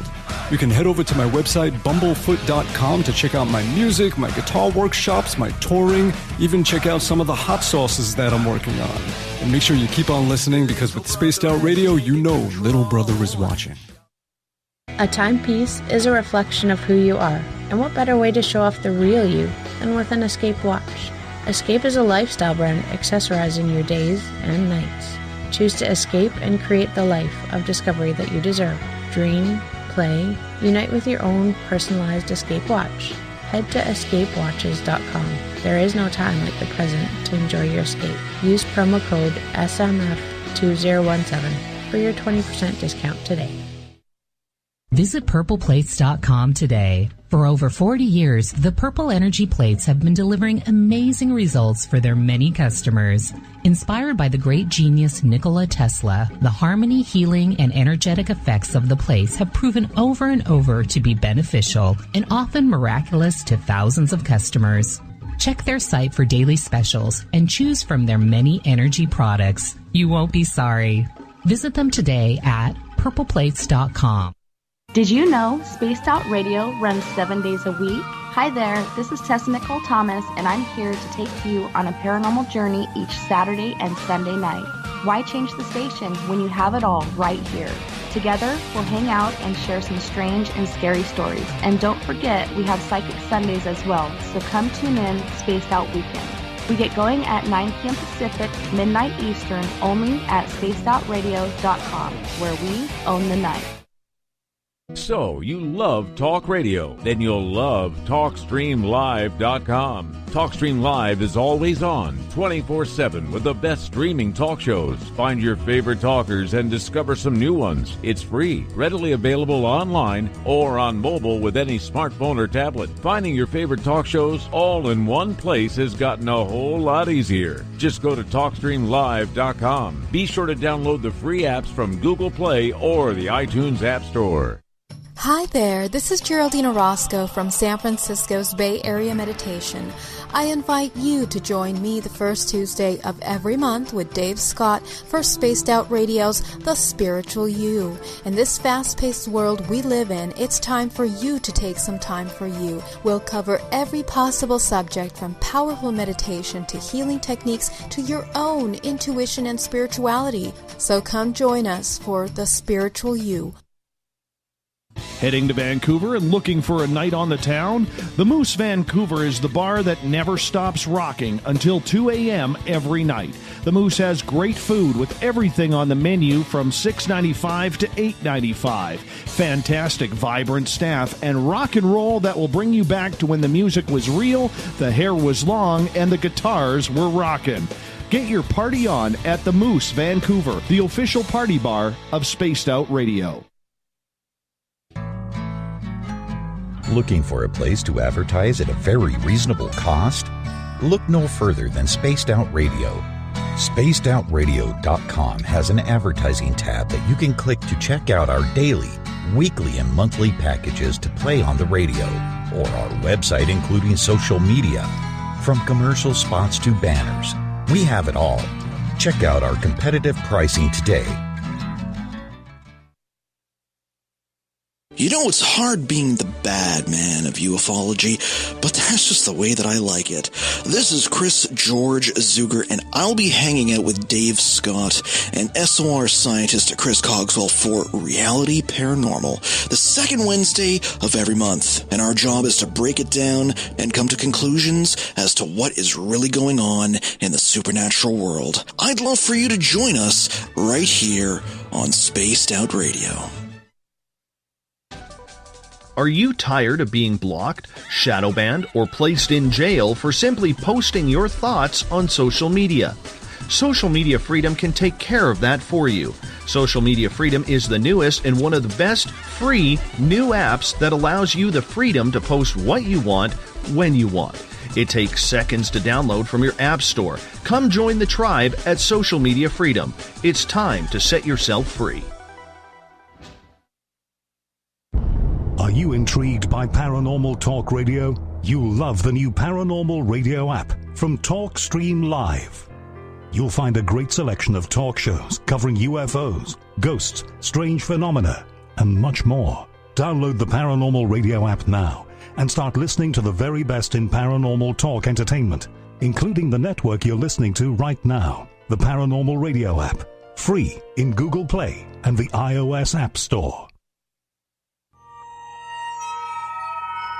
You hear footsteps in the empty room above you. a rocking chair begins rocking by itself. Don't be afraid of the things that go bump in the night. Reach for Spirit Storybox, the iPhone app the Huffington Post UK called the only ghost hunting app you will ever need. Spirit Storybox. The spirits are telling their stories. Are you listening? We're bringing scientific thought to the paranormal. Hi there, this is spaced out radio scientist Chris Cogswell. Join me, Chris Zuger, and Dave Scott the second Wednesday of every month, where we break down the who from the woo when it comes to everything paranormal. We'll investigate and try to bring sensible answers to those straight and sometimes outlandish questions people have. Hey, not everything has an answer, but we'll do our best. Listen in to Reality Paranormal only on Spaced Out Radio.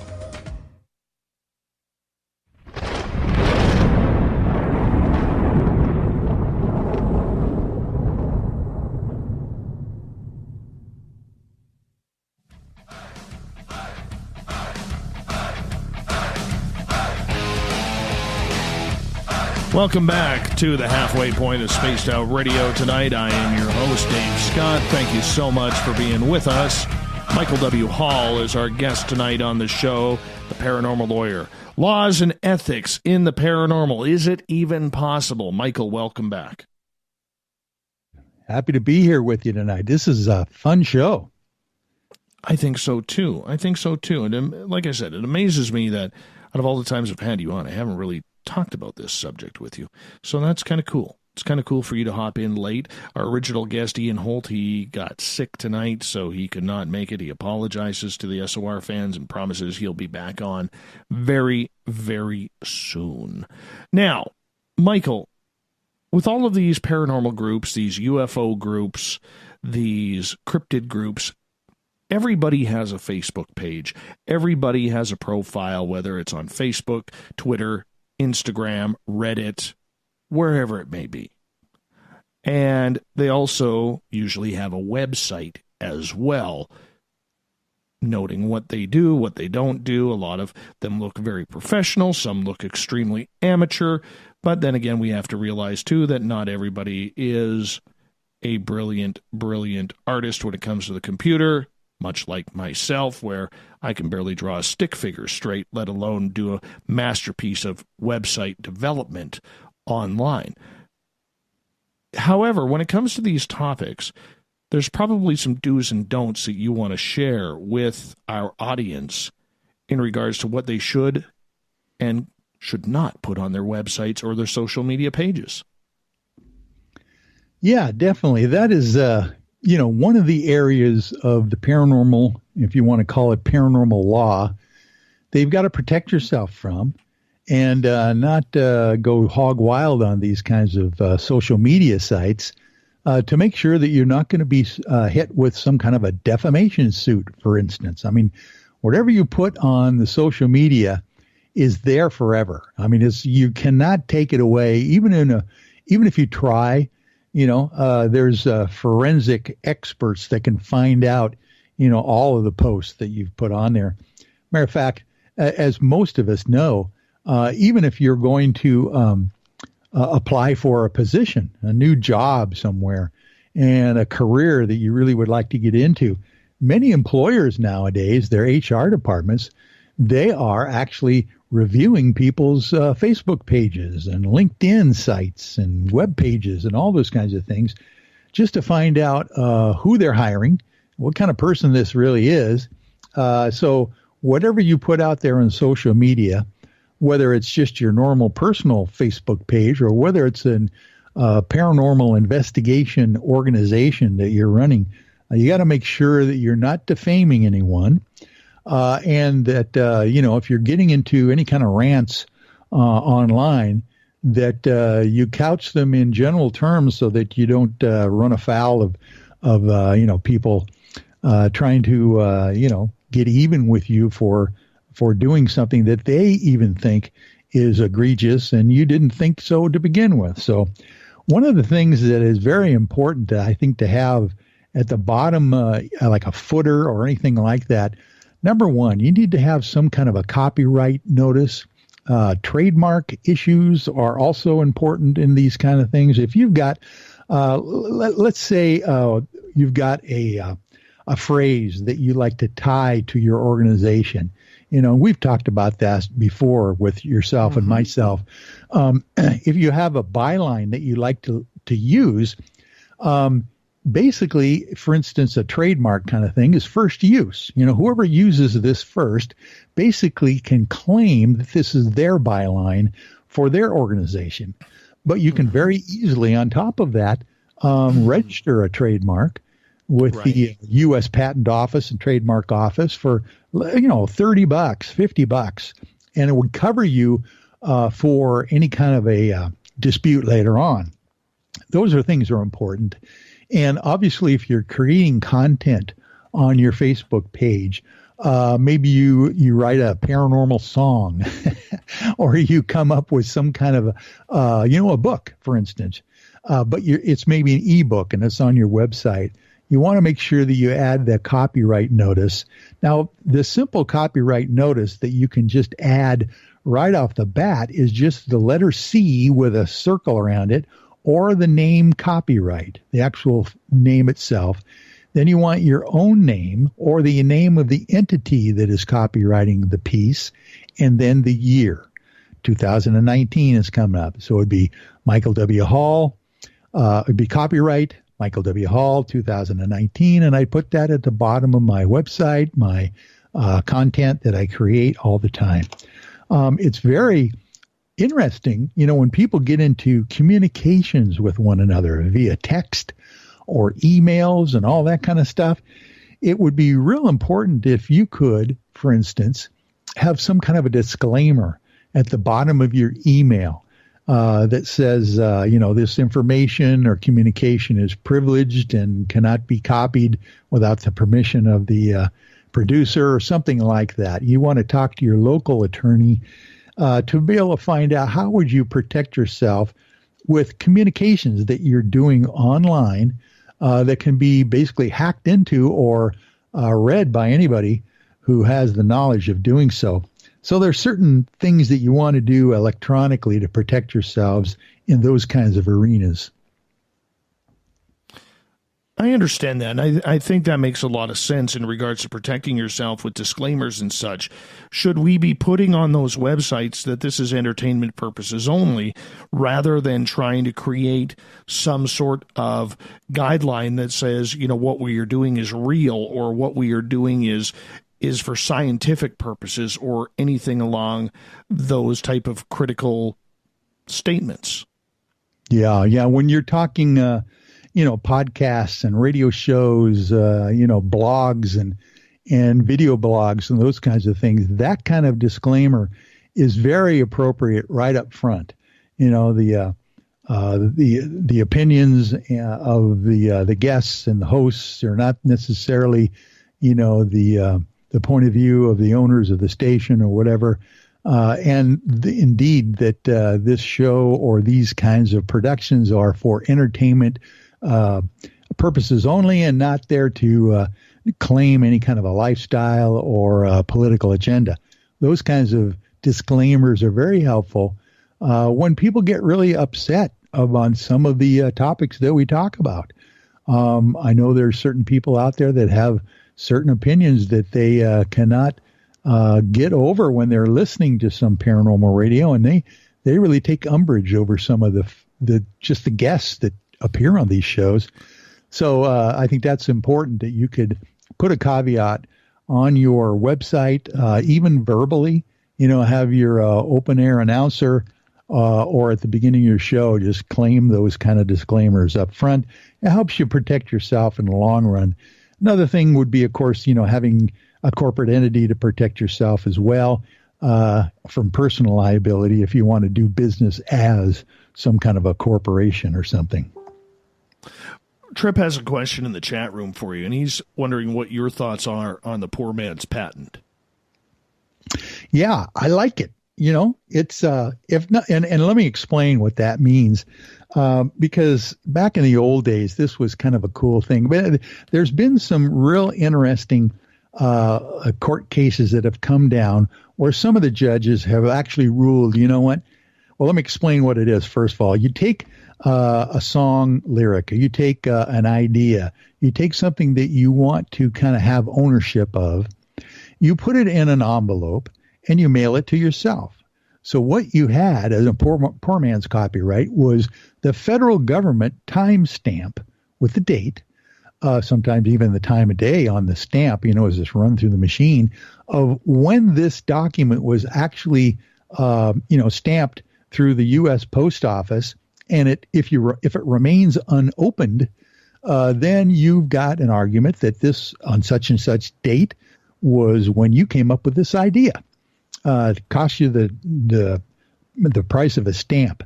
But of course, then people say, well, yeah, but I could steam open an envelope real easily and then put it back together. So what I always did back in the old days when I was like writing scripts back in Los Angeles, trying to make it famous as a screenwriter, I would take the thing and put it in a big manila envelope, and I would tape the heck out of it, even if it was just Scotch tape or whatever, so that it can't be steamed open. And then I would take some normal stamps and put it on the non-taped part of the envelope. But then I would take a few stamps that I didn't care about, and it really didn't matter as far as the postage concerned, and I would just put some over the top of some of the tape just to prove that they had not been opened either. And when I get the postmark from the post office, I asked the post office person at the counter to hand cancel those stamps that I put on over my tape.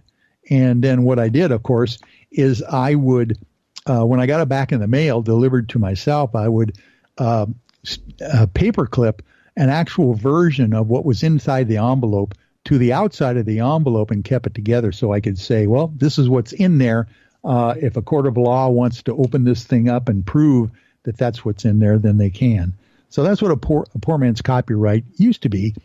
But I'll tell you what, it's so simple nowadays and very inexpensive to go to the U.S. Patent Office and Trademark Office on the internet, and you can download the form and send in a copy of that and get the government, official stamp for your copyright or trademark as well. Now, if you're going for a patent, that's a whole nother thing. I mean, you've got to go to a patent lawyer who's typically a specialist in doing that.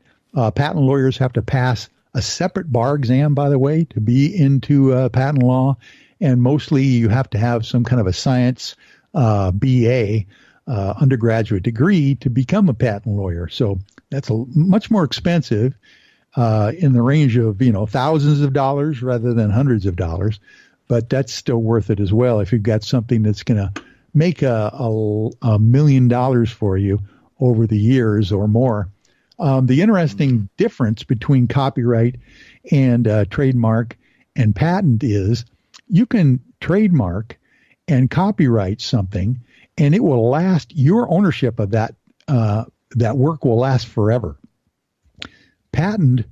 A patent only lasts for a certain period of years, and you do have a chance to renew it, but then it basically at the end of that renewal period lapses. That's where you see many things that were invented years ago all of a sudden go into public domain, and all sorts of companies are creating them and stuff. So it is kind of interesting that you spend all that money on a patent that's only good for so many years, when in reality you could trademark, we own the night, and it's in perpetuity. Yes. That's yours.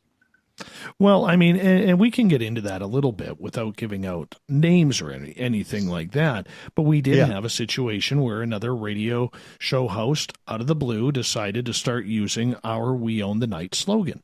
Now, for those of you who don't know what "We Own the Night" means, we have a poster that we put out, and it's of all the creatures that own the night. We have aliens, we have ghosts, we have black triangles, we have dogman, Bigfoot, gnomes, fairies, spirits, all through this poster. And so when I say the slogan, "We Own the Night," I don't say it as us being a cocky show that we're the best out there and you need to listen to us. No, that's not it at all. I mean, I respect people like George Norrie and Clyde Lewis way too much to be, trying to say that I'm in their ballpark. You know what I'm saying? And anyways, so when we came up with the slogan of "We Own the Night," it's about these creatures who are telling us they own the night. And it's them speaking to us, our nightmares, our stories that we all share on a nightly basis. That's what it's about. Anyways, another radio show host started using that slogan. And I had to contact Michael and say, well, what do we do here? And, eventually we thankfully didn't have to do anything or send any cease and desist type of letters or anything like that, because the person, I don't know how it happened. They just decided that, I guess Spaced Out Radio is using this. Maybe they found out about that, and they decided to change it on their own accord, which I think is pretty awesome. But I mean, that was something, Michael, that could have got very ugly very fast, because you try and build your persona around little things like that. Yeah, no, exactly. And, by the way, I want to commend you for that awesome poster that you were just describing of every creature of the night in the woods in this beautiful poster. I don't know if you want to plug the artist who put it together for you, but I tell you what, sure. I've never seen all of those paranormal subjects put in one poster at one time. It's just a great image out there. I have to laugh on Twitter here. Mr. Skeptic always tries to crack me up on the air. He goes, Dave, you got a lawyer right there online. He should be telling you that you can't own the night. It's not for sale. You'll have to lease it. With a Canadian maple leaf and the word sorry in between it.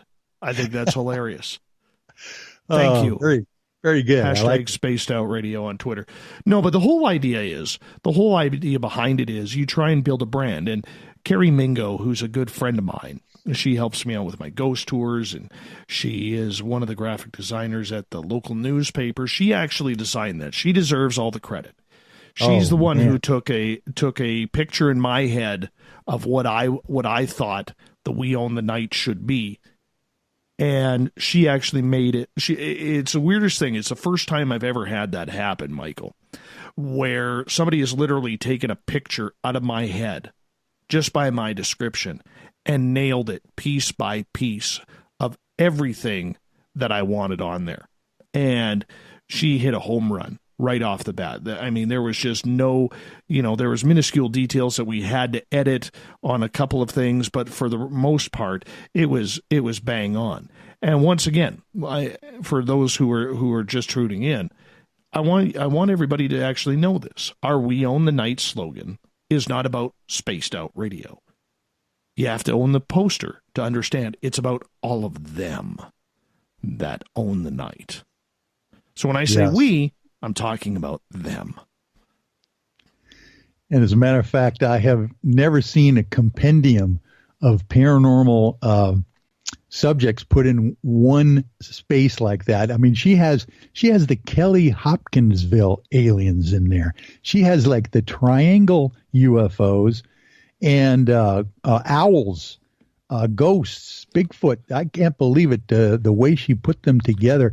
You could actually stare at that poster for hours and not see all the creatures out there in the woods. I just love it. Now you're on Facebook Live right now. Do you have you have a copy of that, I believe? Your poster. Yeah, of course. Yeah.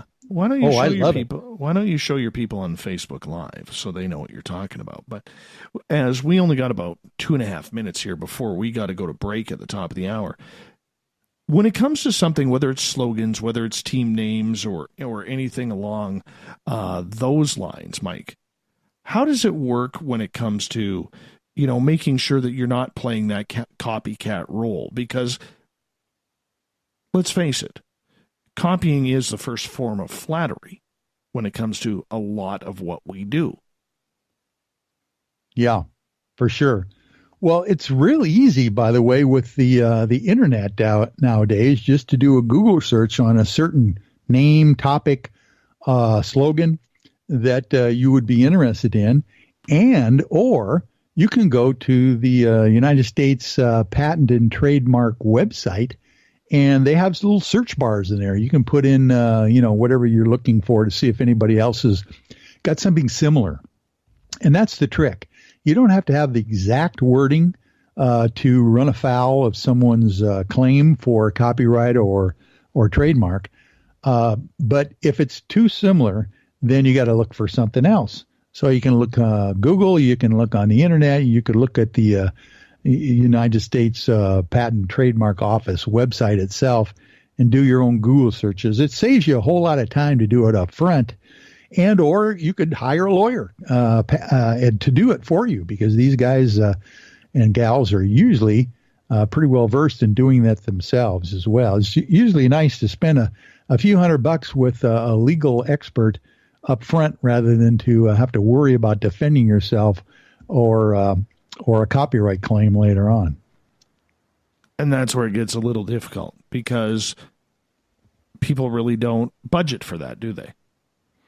Oh, no, you don't think about the downside. That's one of the things that a lawyer wants to do, is kind of give you some information to be prepared for. What are the downsides of what you're going to do?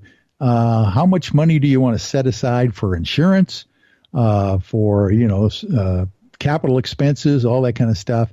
Lawyers have been through that with many, many clients, and they can give you a little bit of heads up of something that you need to worry about as you're starting off. It's a lot easier to do it as you're starting off than later on try to dig yourself out of a hole. That is very true, my friend. That is very true. Michael, I'm going to get you to hold on here momentarily, because we do have to step away for a break here, because it is that time once again. Hour number 2 in the books here with Michael W. Hall. We got Michael for another half an hour before we give way over to Olaf Phillips and the SOR News Wire at the bottom of the hour. I always look forward to Ola being on the show. More Michael W. Hall and what's in store for 2019 coming up next on Spaced Out Radio.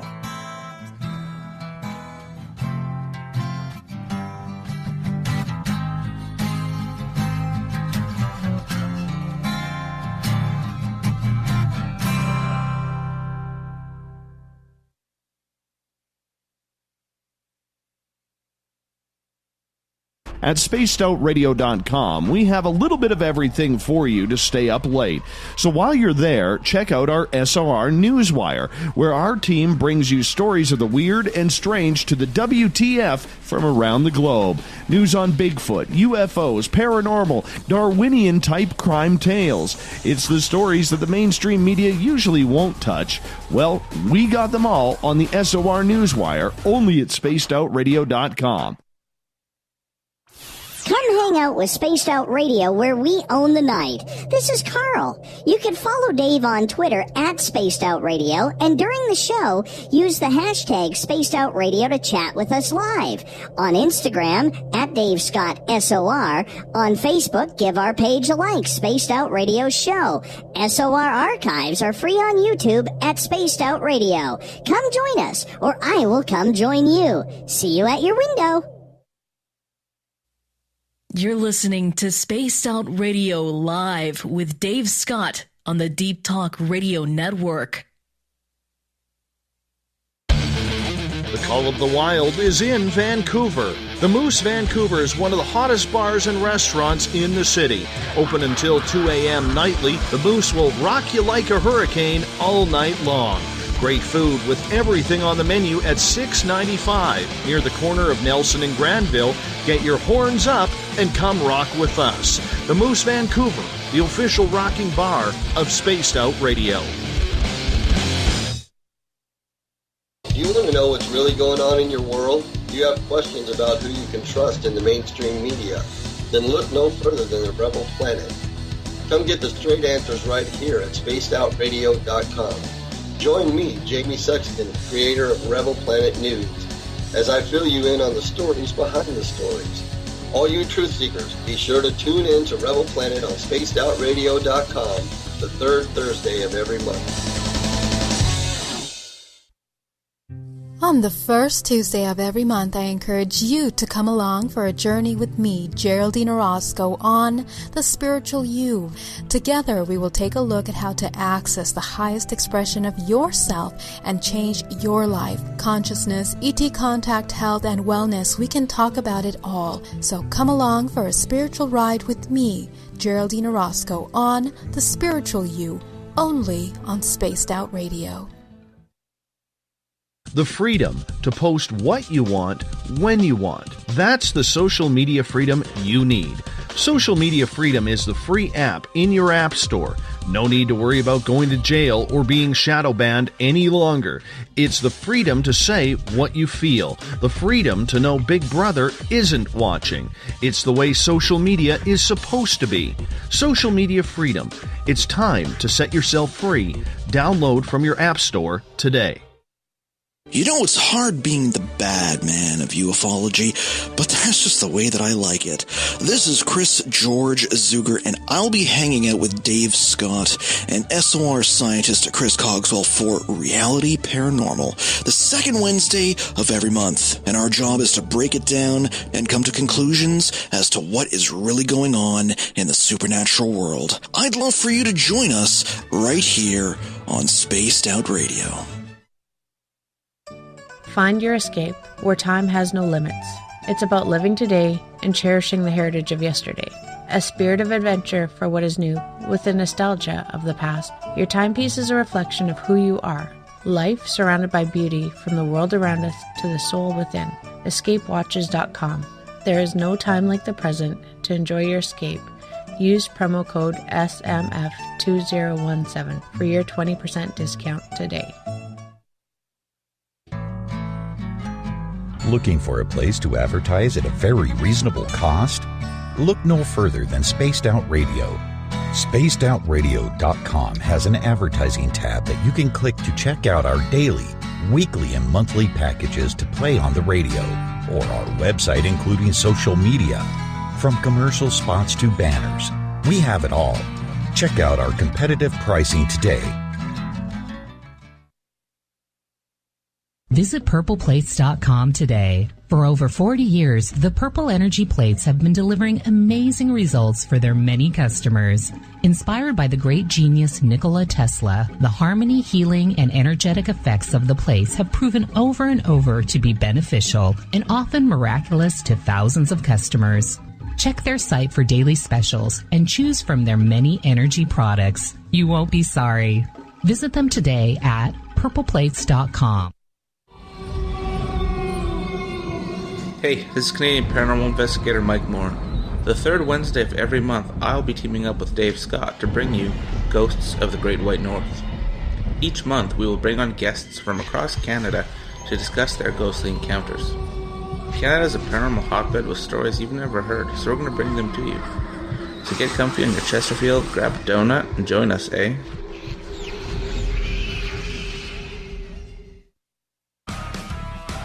Get your horns up with me on Spaced Out Radio. This is Ron Bumblefoot Thal. Come tune in to SOR where you can hear me rock out with Little Brother is Watching, the official theme song of Spaced Out Radio. And then come on over to bumblefoot.com where you can find out about my tour schedule, my music, and everything else. Bumblefoot.com keeps you up to date on what I'm doing and the best way to stay in touch with my music and music camps. Sign up for my newsletter at bumblefoot.com and remember, Little Brother is Watching. You hear footsteps in the empty room above you. A rocking chair begins rocking by itself. Don't be afraid of the things that go bump in the night. Reach for Spirit Storybox, the iPhone app the Huffington Post UK called the only ghost hunting app you will ever need. Spirit Storybox. The spirits are telling their stories. Are you listening? So, you love talk radio? Then you'll love TalkStreamLive.com. TalkStream Live is always on, 24/7, with the best streaming talk shows. Find your favorite talkers and discover some new ones. It's free, readily available online or on mobile with any smartphone or tablet. Finding your favorite talk shows all in one place has gotten a whole lot easier. Just go to TalkStreamLive.com. Be sure to download the free apps from Google Play or the iTunes App Store. We are getting ready to relaunch the SOR Space Travelers Club at spacedoutradio.com. For $5 a month, you can join us for a plethora of features found nowhere else. Hang out in a private chat room during the show and after party. You can check out some exclusive content and a store specifically for you, as well as a private listener forum where you can post your thoughts, stories, and pictures. The SOR Space Travelers Club, coming soon to spacedoutradio.com. Would you like to connect with us? Head to spacedoutradio.com for all your latest show info. Now, back to Dave Scott and SOR. We welcome back all of you to the third and final hour of Spaced Out Radio tonight. I am your host, Dave Scott. Thank you so much for being with us. Tomorrow night on the program, it's the SOR Paranormal Roundtable, where we bring in some friends. We look at the year that was of 2018 in the world of the paranormal. We get going at 9:06 Pacific, 12:06 a.m. Eastern at spacedoutradio.com. Hi to everyone listening in on the SOR Radio Network and Deep Talk Radio. Remember, all of our archives are free for you to listen to at youtube.com/spacedoutradio. Make sure you hit that subscribe button. Bill Cardwell has set the password for tonight in the SOR Space Travelers Club. Telangiectasia. Telangiectasia is your password.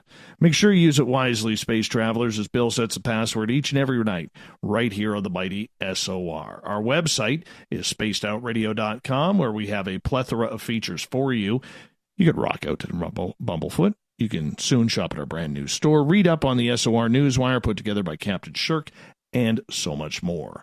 For the final time tonight, we introduce Michael W. Hall, the paranormal lawyer, also the lead investigator with UFO I-Team out of Washington State. Michael, welcome back. Thank you, Dave. Wonderful show tonight. Thank you for allowing me to be with you.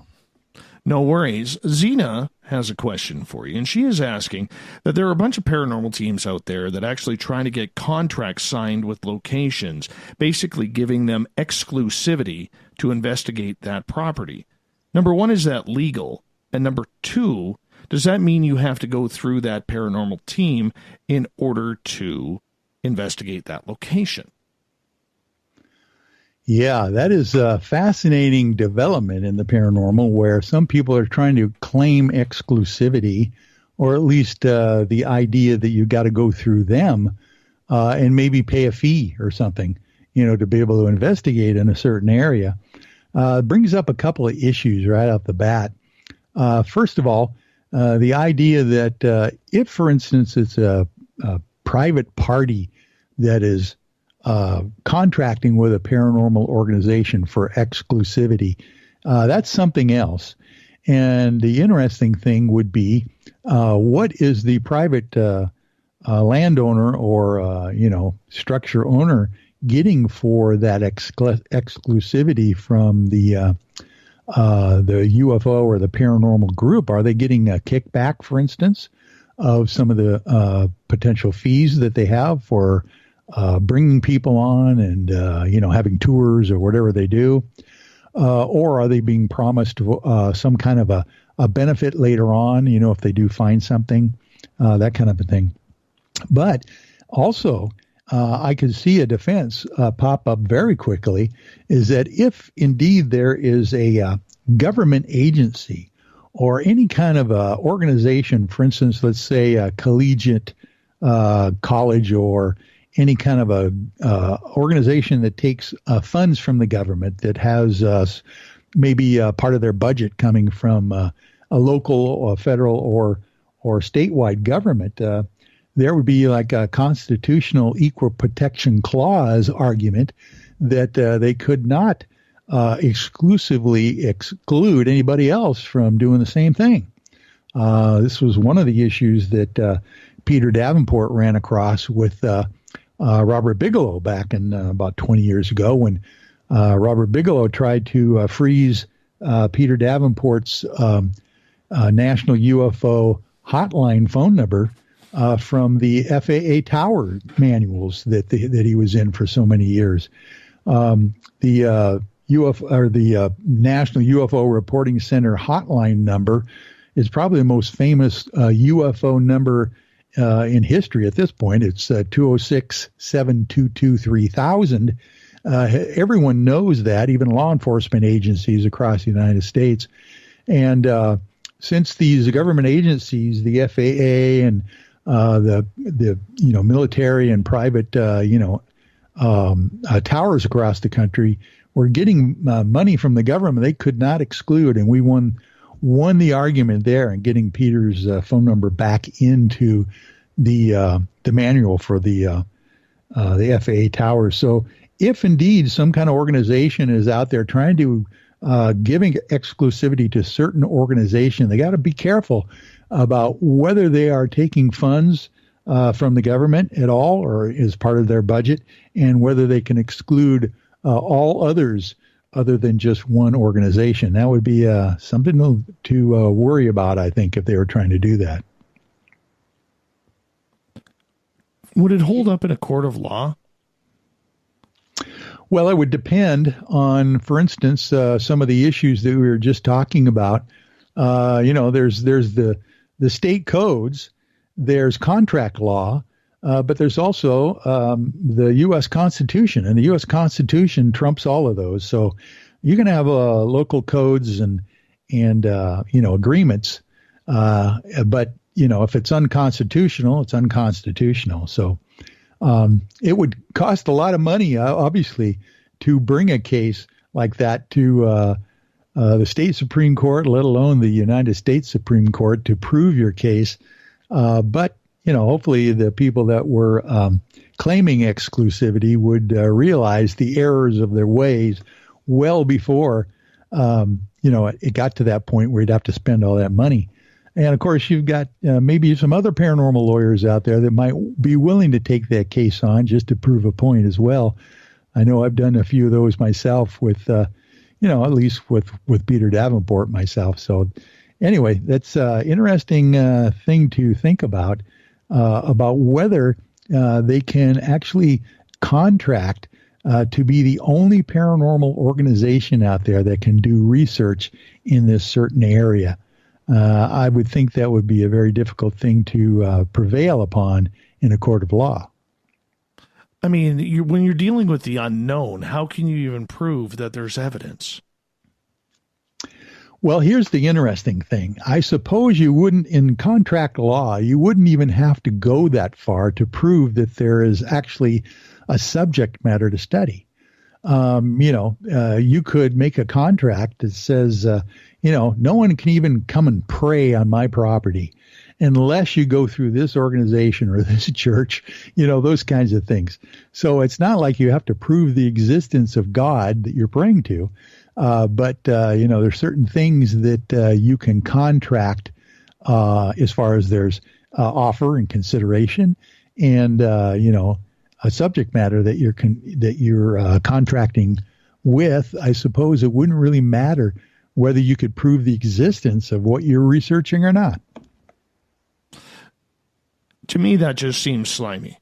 It really does seem slimy, especially in the paranormal. Yeah. No, it does. It just kind of goes against the grain of the whole idea that you're out there to try to prove a point, and you're trying to exclude others from proving the same point. Matter of fact, we should all be working together in doing the same thing, because I think it's going to take a whole community, a whole world behind it to really raise the consciousness level of the planet anyway. I think that's one thing that if there are extraterrestrials visiting the planet and or shutting down our nukes, at any time they want, you would think that that's what they're trying to teach us. Michael, let's move forward to 2019. 2018 was the year of the UFOs. However, a lot of paranormal encrypted investigators will say that it was a banner year for all types of investigations this year. It's just that the mainstream media caught on to the UFO topic because of the New York Times article, so on and so forth. Going into 2019, what can we expect in each field? Let's start with UFOs. I think we're going to see some real hard evidence. The very beginning of the hard evidence that was being shown to the public were these gun camera footages of UFOs that the Navy pilots recorded off the USS Nimitz on the west coast of California there. So they started that process, and of course they took it back too. Some people were debunking all those things, whether they were real or not, whether they were old footage that they're just recycling, that kind of thing. But I have heard the rumors that they are actually going to come out now with, for instance, this analysis of this crashed retrieval, metadata from a UFO, and are actually going to show that these things have isotopic ratios that can't be made or created here in our solar system, let alone our galaxy. I've even heard that this material is so constructed that it's laid down in layers that are only like atoms thick. They are just so minute and so constructed that they are so strong that way. The whole, idea that in nanoparticles are creating, some kind of a strength out of these things, but also that they have this ability to react with the human physiology. I think those things are going to come out very shortly. That's what the rumors say anyway. So indeed, if there's an agenda to red pill the public relatively quickly here, which it seems to be, they're going to have to take those baby steps very quickly here in the new year to bring us up to speed on the whole idea that, our theory of the universe and of God and our position on the planet is way smaller than it should be right now. We need to be starting thinking much larger in a global and universal aspects of what our existence is. I'm looking forward to that. How do they get the information out? Because the Pentagon denies releasing it. And yet here they're saying this is coming from the DIA or the DND. So how do they go about getting that information out with a confirmation that it is being brought out by the public or by or via the Pentagon or one of these defense organizations? Yeah. Well, as Grant Cameron has written in his book, it's called Managing Magic. That's exactly what the U.S. government and probably, in consortium with other worldwide governments are doing, is that they are putting these things out, like the gun camera footage, for instance, and they're splashing it all over the front page of the news and the mainstream media. And, of course, they pull it back. They have plausible deniability that they use as well to say, well, if some people react overtly to this kind of thing, then we can kind of deny it as well. But every so often they keep throwing it out there. I call it almost spaghetti disclosure, where they're throwing everything against the wall, seeing what will stick. And, of course, along with that spaghetti they're throwing on the wall, they're throwing a lot of disinformation sauce with it so that they can have plausible deniability, but still push the agenda forward slowly but surely. But I see that the agenda is really rolling faster. At least in 2018 it was. And if it's any indication of what happened this year, next year could be very, very fast as far as things happening. And, we'll have to see, at one point, the dominoes are going to fall and start the whole thing rolling. When you disclose one aspect of the paranormal, that opens the door to all sorts of questions that become, right next to the one that you just answered. So I think at one point there's going to be a massive paradigm shift that people will have to be prepared for. And one of the issues I've always thought was probably in the back of the powers that be's mind is the massive blowback that could happen eventually when people realize, oh my gosh, how long have we not been told that we have unlimited energy, that we don't have to destroy our environment, that maybe my little old Aunt Martha didn't have to die of cancer.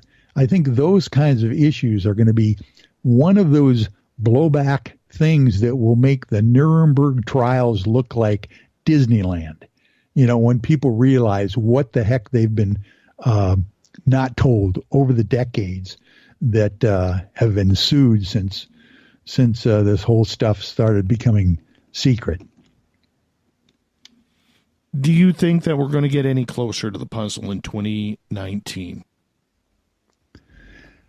With all the indications that I know of what are in the works, with the paranormal mainstream films, television series, the articles that are coming out in mainstream news and reports. I mean, they're talking about UFOs on Fox News. Let's put it that way. If CNN as well. It's right. I mean, if they're talking about that, and in a serious manner, by the way, they're talking about these things. They're getting people to start thinking in that general direction. And if that is the indication, I can't imagine them being able to pull all of that back and say, oh, by the way, we were mistaken. I think probably it's going to snowball in 2019. And I think people like us who are interested in the subject and are able to communicate to the public in general, I think we have a responsibility to the folks out there that need to be brought along to the reality of what's going on. I mean, there is so many, it's like the old 80-20 rule all over again, where there's 80% of the sheeples out there, they're going to be lost if we don't, make a concerted effort to try to bring them along as well. And, it's the whole idea that you want everyone to finish this race. You don't want just a few people to get to the finish line. So we need to help those people that might need a little bit of help to get there. What about for cryptids? Bigfoot, Dogman, fairies, gnomes? Yeah, the Fae, all that stuff. I have a feeling that those probably will be part of the domino effect that will fall very quickly once they get to the point where they actually say, oh, by the way, aliens do exist. If they're saying that UFOs exist, and by implication, they're saying, well, somebody's probably driving these things, or at least even if they're drones, telling these things where to go, and they're probably not from our planet, then obviously at one point you're going to have to come to the realization that the public needs to know that, yeah, there are some alien entities out there, off-worlders that are in existence, and eventually they're going to say, well, yeah, a few of them have been visiting the Earth as well. Once they say that, then all of a sudden the whole field's going to fall open. The whole idea of ghosts and interdimensional beings and cryptids, maybe Bigfoot, is going to be, closely related to UFOs, maybe not. Maybe it's just, a Gigantopithecus. It's going to be an evolutionary issue as well. I think a lot of those things, are part of the agenda. I think at one point there has been some kind of pressure to red pill the public to bring them up to speed on reality. Reality just happens to include the paranormal. And basically, it's not because it's paranormal. It's the normal that we just don't know about yet. So it's going to be fascinating to be alive. I'm looking forward to during that process. Could this be the year that we actually get a good video, like the Patterson-Gimlin type video that shows some sort of almost conclusive evidence that it's not being hoaxed, it's not being faked, that this is real? Yeah. As far as cryptids go and Bigfoot and stuff, Les Stroud, the Survivor Man, is one of my heroes. This guy really got into the whole idea of Bigfoot in the later years of his broadcasting, and he's gotten very close. There's Todd Standing. There's all sorts of interesting. There's Ron Moorhead.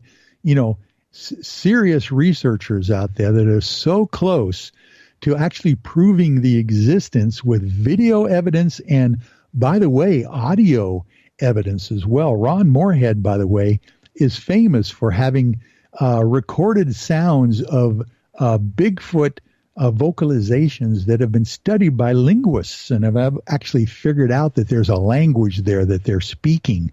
So you can't get much more scientific than linguists studying voice print data and coming up to the conclusion that these creatures exist and they're talking with one another and they have their own language. So I think we're right on the cusp of coming up with scientific proof of these things. There's, all sorts of people out there that have been in the fields for a long time and hopefully will become vindicated in the next year or so in what they've been doing and researching. Are we getting close, though, to the potential cover-ups being ended, though? Because for a lot of people, a lot of these creatures, if they come out, whether it's aliens, whether it's UFOs, there's a lot of backstory that's been happened or that has happened over the years.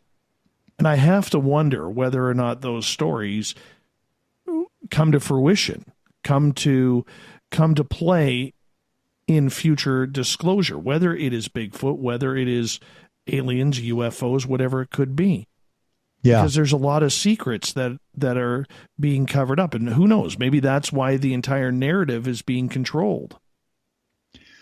Well, I think you're exactly right. And let's take the JFK assassination kind of issue just as an example, because, obviously some of the information has come out, but they have postponed many of the hard data in any kind of a conspiracy like that, because there are actually people that are still alive that were involved in that whole process. So, it comes down to the thing is that how long are they going to be able to keep a lot of these conspiracies and these realities of aliens and cryptids and ghosts and everything a secret? But you can guarantee the fact that whoever's in charge is going to want to spin the data. Whenever the disclosure is made, you've got to be discerning, because obviously the powers that be that are going to lead the disclosure or allow it to happen have got to be ahead of the curve, or they're going to be basically in trouble themselves when people get the blowback idea of what's going on and what has not been told us all these generations in the past. So it's fascinating stuff to be dealing with. I can't imagine a more interesting or important subject to be involved with. And on that note, we're down to our final minute with you tonight, Michael, and I want to say thank you for hopping in on the last minute here to fill in a much-needed guest for tonight with a great topic of conversation. And I want to wish you a happy new year and all the best in 2019. Where can people find your information? Oh, thank you, Dave. It's, of course, Michael W. Hall, the Paranormal Lawyer, is on Facebook. The UFO I-Team with a lowercase I is on Facebook. And we've got UFOIteam.com on the internet as well. So thank you for this opportunity to jump in here with you tonight towards the end of the year. I can't imagine what we're going to be doing here very shortly in the new 2019. It's going to be absolutely fantastic. Michael, thank you for being a great friend of Spaced Out Radio over the last year and a half. It's been such a pleasure to kind of keep you in the fold of what we are doing. All the best to you in 2019. Thank you so much. Coming up next, we have Olaf Phillips from Paranoia Magazine. We get into the SOR Newswire. Stay tuned.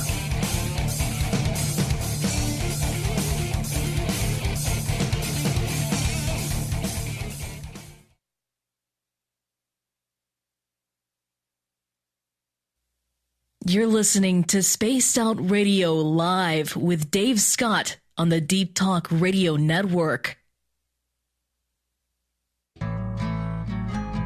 Looking for a place to advertise at a very reasonable cost? Look no further than Spaced Out Radio. SpacedOutRadio.com has an advertising tab that you can click to check out our daily, weekly, and monthly packages to play on the radio, or our website including social media. From commercial spots to banners, we have it all. Check out our competitive pricing today. Hi there, this is Geraldine Orozco from San Francisco's Bay Area Meditation. I invite you to join me the first Tuesday of every month with Dave Scott for Spaced Out Radio's The Spiritual You. In this fast-paced world we live in, it's time for you to take some time for you. We'll cover every possible subject from powerful meditation to healing techniques to your own intuition and spirituality. So come join us for The Spiritual You. Coming soon to our website, spacedoutradio.com, is the SOR Space Travelers Club. For just $5 a month, you can get into a private area on our site where you can hang with other listeners in our chat room, post in our forum, and check out a bunch of exclusive content and store that won't be found anywhere else, including a nightly after-show party with Dave. It's going to be the best $5 a month you're going to spend. The SOR Space Travelers, only at spacedoutradio.com. Are you tired of being blocked, shadow banned, or placed in jail for simply posting your thoughts on social media? Social Media Freedom can take care of that for you. Social Media Freedom is the newest and one of the best free new apps that allows you the freedom to post what you want, when you want. It takes seconds to download from your app store. Come join the tribe at Social Media Freedom. It's time to set yourself free. Are you intrigued by Paranormal Talk Radio? You'll love the new Paranormal Radio app from TalkStream Live. You'll find a great selection of talk shows covering UFOs, ghosts, strange phenomena, and much more. Download the Paranormal Radio app now and start listening to the very best in paranormal talk entertainment, including the network you're listening to right now, the Paranormal Radio app, free in Google Play and the iOS App Store. Did you know Spaced Out Radio runs 7 days a week? Hi there, this is Tessa Nicole Thomas, and I'm here to take you on a paranormal journey each Saturday and Sunday night. Why change the station when you have it all right here? Together, we'll hang out and share some strange and scary stories. And don't forget, we have Psychic Sundays as well, so come tune in Spaced Out Weekend. We get going at 9 p.m. Pacific, midnight Eastern, only at spacedoutradio.com, where we own the night. Visit purpleplates.com today. For over 40 years, the Purple Energy Plates have been delivering amazing results for their many customers. Inspired by the great genius Nikola Tesla, the harmony, healing, and energetic effects of the plates have proven over and over to be beneficial and often miraculous to thousands of customers. Check their site for daily specials and choose from their many energy products. You won't be sorry. Visit them today at purpleplates.com. So, you love talk radio? Then you'll love TalkStreamLive.com. TalkStream Live is always on, 24/7 with the best streaming talk shows. Find your favorite talkers and discover some new ones. It's free, readily available online or on mobile with any smartphone or tablet. Finding your favorite talk shows all in one place has gotten a whole lot easier. Just go to TalkStreamLive.com. Be sure to download the free apps from Google Play or the iTunes App Store. You know, it's hard being the bad man of ufology, but Dave Scott and SOR scientist Chris Cogswell for Reality Paranormal, the second Wednesday of every month. And our job is to break it down and come to conclusions as to what is really going on in the supernatural world. I'd love for you to join us right here on Spaced Out Radio. You hear footsteps in the empty room above you. A rocking chair begins rocking by itself. Don't be afraid of the things that go bump in the night. Reach for Spirit Storybox, the iPhone app the Huffington Post UK called the only ghost hunting app you will ever need. Spirit Storybox. The spirits are telling their stories. Are you listening? We're bringing scientific thought to the paranormal. Hi there, this is Spaced Out Radio scientist Chris Cogswell. Join me, Chris Zuger, and Dave Scott the second Wednesday of every month, where we break down the who from the woo when it comes to everything paranormal. We'll investigate and try to bring sensible answers to those straight and sometimes outlandish questions people have. Hey, not everything has an answer, but we'll do our best. Listen in to Reality Paranormal only on Spaced Out Radio. Hello, this is your guitar man, Ron Bumblefoot Thaw, and I have to tell you, I love the response I get for Little Brother is Watching from Spaced Out Radio fans. It's amazing how music can inspire and make people think deeper about what's going on in the supernatural world. You can head over to my website, bumblefoot.com, to check out my music, my guitar workshops, my touring, even check out some of the hot sauces that I'm working on. And make sure you keep on listening, because with Spaced Out Radio, you know Little Brother is watching.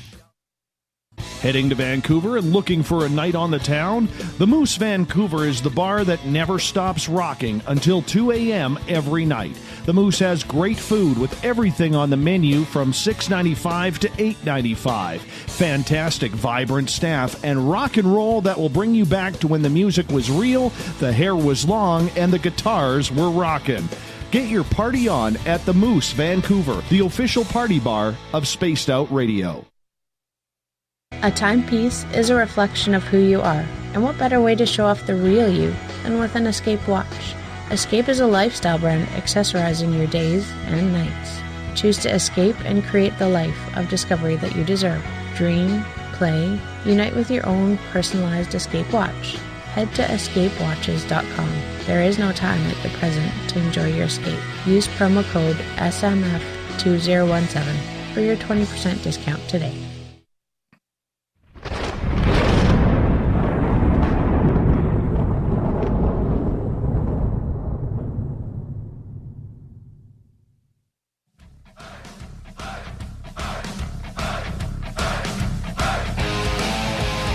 We've rounded third. We're heading for home tonight on Spaced Out Radio. And with that, we get to the man, the myth, the Paranoia Magazine legend from Team Stump, Mr. Olaf Phillips.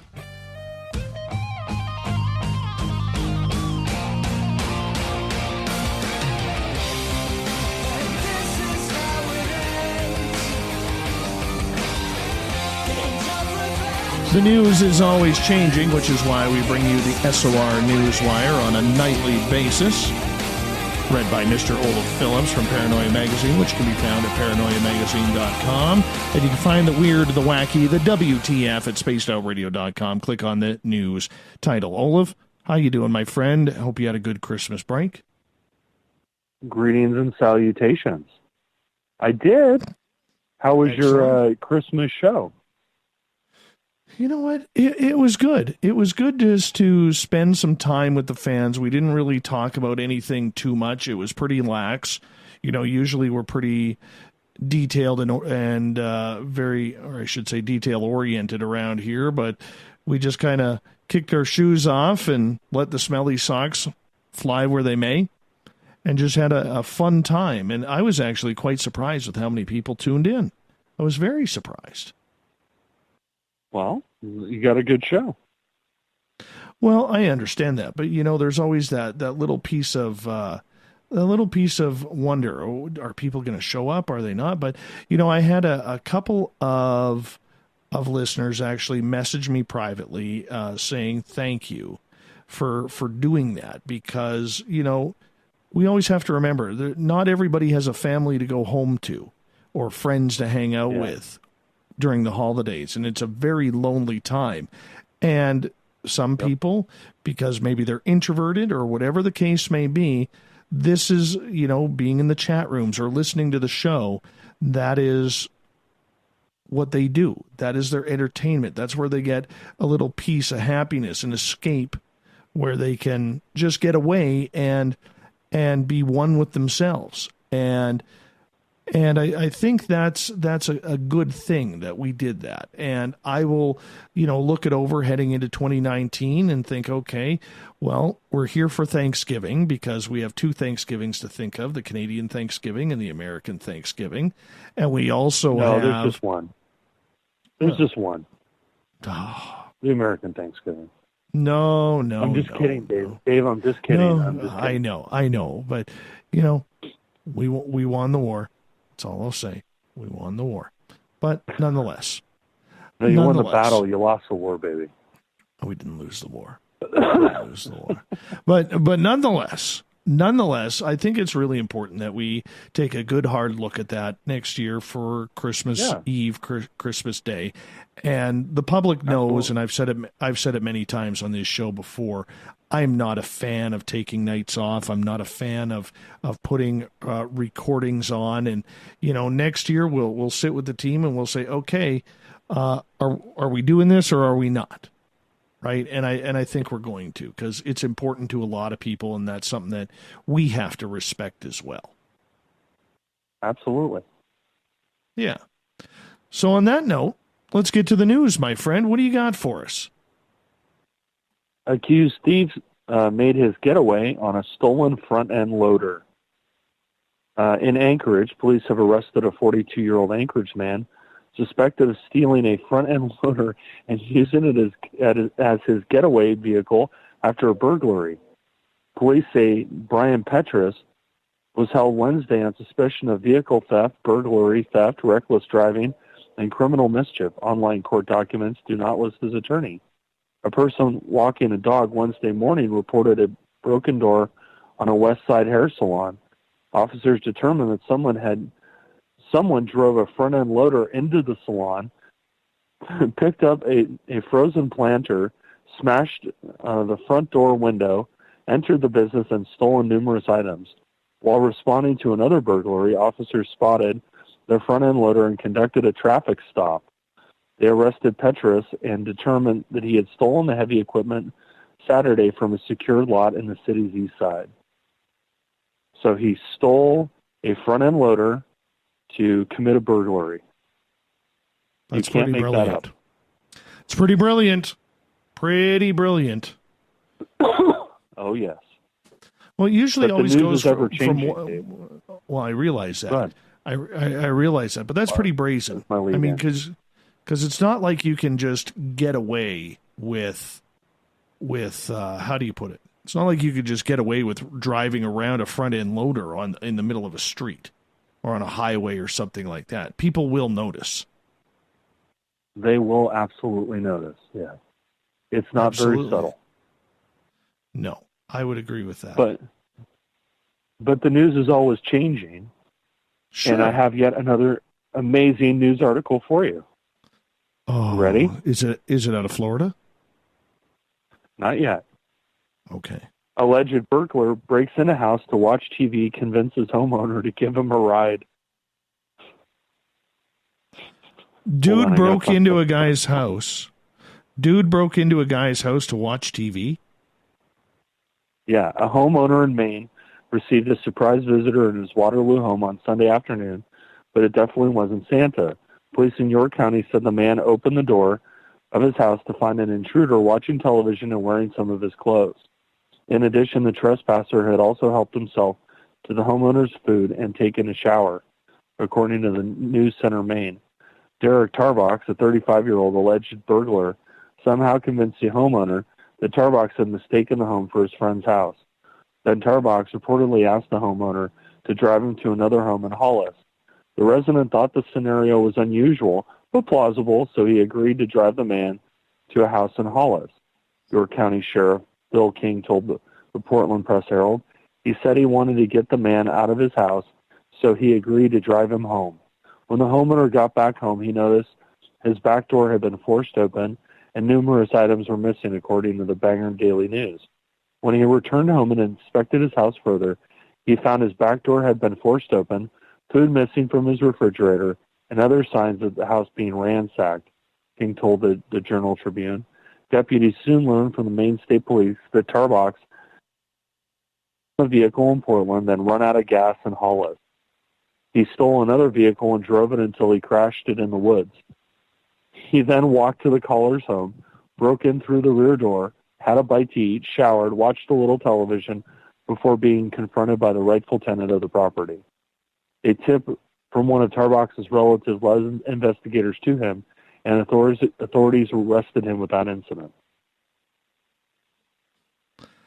I think that's a little weird. Yeah, that's not a good way to get out of a crime, is by getting the homeowner to drive you to a location. That is total Darwinian right there, man. Total Darwinian. Oh, you want Darwinian, do you? I've got one right here. I would love some. A Florida man was worried about vampires and intentionally burns down his home. Why? A Florida man has been charged with arson after police say he screamed about vampires before intentionally setting his own house on fire while a woman was inside. Melvin Weaver, 64, was arrested by Daytona Beach Police Department. On Sunday, about 7:42 p.m., officers were called to a home in reference to a fire. Dispatched informed officers that Weaver had a large knife and was knocking on the door saying his house was on fire and a victim was inside. As officers were arriving on the scene, Weaver approached the patrol car with a large knife. Officers were able to take the knife away from Weaver and place him in handcuffs. Officers then made contact with the victim, who told officers she had been with Weaver for 20 years and married for 8. The victim said earlier that day Weaver had been rambling and began to get worse, so she called 911 to Baker Act him, whatever that is. She stated when officers arrived at the scene, Weaver was in sound mind and could not be Baker acted. I guess, it's really bad when there's like an act, like some sort of an act, like a legal thing, and it's like common in Florida, but nobody knows what it means. She said Weaver acted as if he was okay. Even then, he did try to let a dog out on the responders. Then the victim said later the same day, Weaver ran out into the street screaming. Not long after, she could hear him screaming, "The vampires are going to defend themselves." When she went to check on him, he grabbed a wooden cane and swung it at her, hitting her in the forearm. The victim told officers that Weaver started to break windows in the house, so she went into her room to pack her clothes to leave for the night. When the victim came out of the room, she yelled at Weaver, "You're crazy," according to the police report. When Weaver heard her, he began to tear the insulation from the ceiling. The victim said he placed the insulation from the ceiling on the stove and cut the stove on. The victim stated that the kitchen immediately caught fire and Weaver grabbed a large knife and ran out into the front door down the street. According to the victim, Weaver only takes pain medication for his cancer and is not sure if he took any other drugs. Oh, no. She was not sure if he had taken his pain medication that day. Are we sure it was just pain medication? Yeah, Weaver is charged with felony aggravated battery with a deadly weapon and felony arson of an occupied structure. So he thought he was defending himself against vampires. The vampire excuse should work in court of law. I mean, that's a winner right there if I've ever heard one. In Florida. In Florida, maybe. Of course. I look forward to that. I have one more, and it will close out my news for tonight. All right. And this is dear to me, and I think you'll find it quite interesting. I've never thought about this until I read this article. Are you ready? I'm ready. Florida man discovers his Ferrari won't float. Palm Beach, Florida. Police spent Wednesday morning fishing out a Ferrari after a man drove it off a dock in Palm Beach, Florida. Once in the water, reports indicate that the man somehow managed to get out of the car. From there, people on a passing boat helped him get to safety. It took crews of divers and boat drivers, and of course their boats, and plenty of flotation devices and ropes to pull this luxury vehicle out of the water. Just in case you might be wondering, the cost of a new Ferrari starts at $250,000. Did he do it on purpose to see if it was going into the water, if it would float? I mean, this is Florida after all. Or was it something where it actually jumped into gear? Well, he was driving it down a dock. I think that's your first clue. Yeah. Why would you drive a Ferrari down a dock? Oh, probably to show off. I'm sure there was alcohol or some sort of powdery substance involved. It does snow in Florida. I think we're talking more than just the old marijuana here. I have to ask myself if maybe he didn't try to actually see if it would float. Because apparently he actually drove it off the dock. I don't know why you do that with a $250,000 car. You know, if you have that type of money to burn where you can drive your Ferrari off a dock trying to make like Dukes of Hazzard, maybe land it on the back end of a ferry or something like that, good on you. Good on you for doing it. But I want to know what kind of drugs you're on to do that. Because that's just not alcohol. You've heard about what happens in like Saudi Arabia and the Middle East, right? Yeah. With their cars? Oh, yeah. They break down. They just leave them on the side of the road. Yeah. So you'll be driving along and there's like a Lambo like abandoned on the side of the road because they ran out of gas. Yeah. The silly part about it is instead of calling a tow truck, they just go buy a new one. Yeah. Maybe the same kind of logic was applied here. Maybe he had $250,000 to see if a Ferrari would float. I don't know. Only in Florida. Only in Florida. On that note, let's get to the thought of the Dave.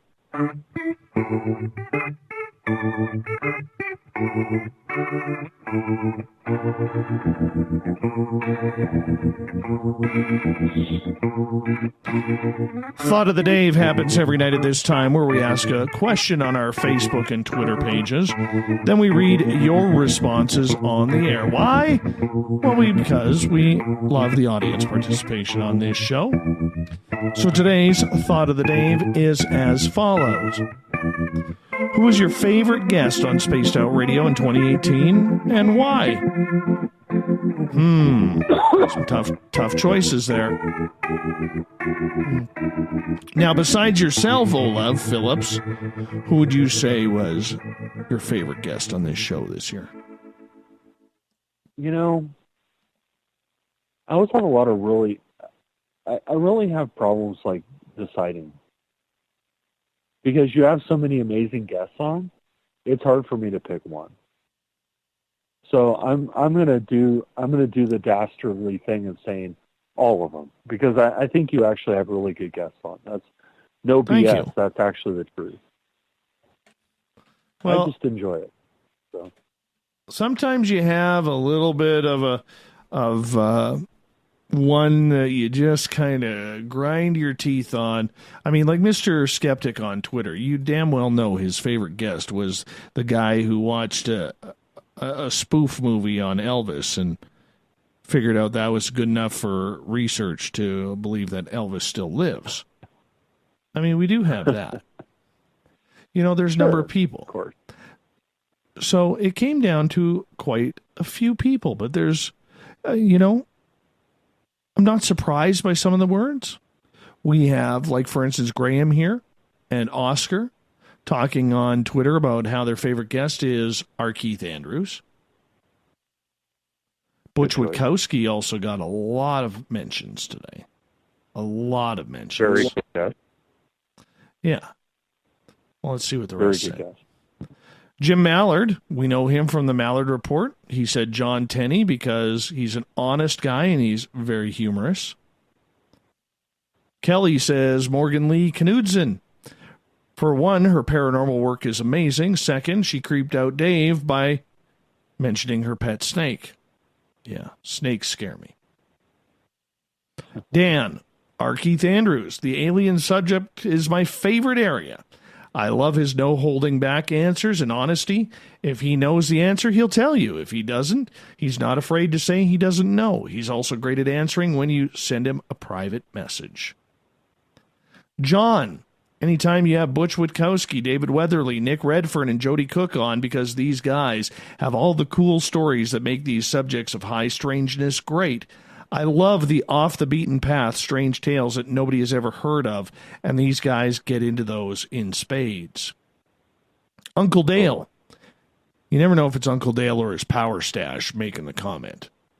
Chris Cogswell, because of his understanding of science, thought, and practice. It would be really cool to have him co-host with you on some of the hard science interviews or shows with scientists who talk about scientifically absurd stuff. Nothing like a bar fight in the chemistry lab. Chris, our Keith Andrews. His knowledge is amazing. Brandy Wells. She says, me.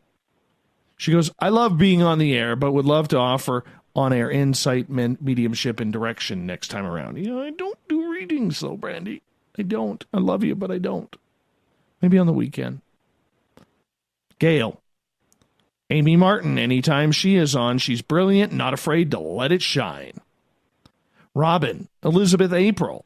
First, she's one hell of a spitfire.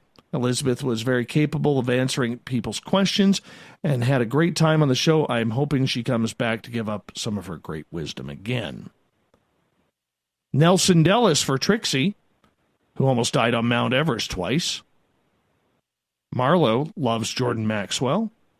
Renee, David Spinks. Always enjoy Butch and David Weatherly as well. These guys have some of the best stories from their own investigations, and they are always straight up honest, even with proof to back up their stories. Lisa loves Butch. Good stories and advice, a pleasure to listen to. Dawn is all about John Tenney. Reason? I can listen to him for hours and never have the eye roll syndrome. Susan. She misspelled Butch's name. But I know she's mentioning Butch. She says, I enjoy Butch. Also, anyone who can scare me. Jason, Chris Cogswell. The guy is highly intelligent and puts a good argument together. The banter between Chris and Dave is fantastic. Brother. Goes into the Hulk Hogan right off the bat. That's what you missed on Halloween. I mean, on Christmas. A lot of Hulk Hogan type talk. Penman gets the next or the final word. You generally have great guests, Dave, and beat the main competition nearly every night. I really like Lorian Fenton. She is upbeat and bubbly, has great stories, and has a wide wealth of information from many sources. And on that note, Mr. Olaf Phillips, where can we find Paranoia Magazine? ParanoiaMagazine.com, Paranoia Magazine on Facebook, Paranoia Mag on Twitter, Paranoia Mags on Instagram. Appreciate that. You can find all your news at the SOR Newswire. Just go to our website, click on news. It's all right there. I want to say a big thank you to Michael W. Hall for coming on in tonight, filling in on last minute to get this show going. Tomorrow night on the program, it's the SOR Paranormal Roundtable. Olaf, you get the night off tomorrow, final Friday of the month, right. So you get to go out and enjoy the Tiki Lounge. We got Mr. Ron Bumblefoot Thal rocking in the background with Little Brother is Watching. Bumblefoot is the official music of Spaced Out Radio, rocking us in and out of every single show.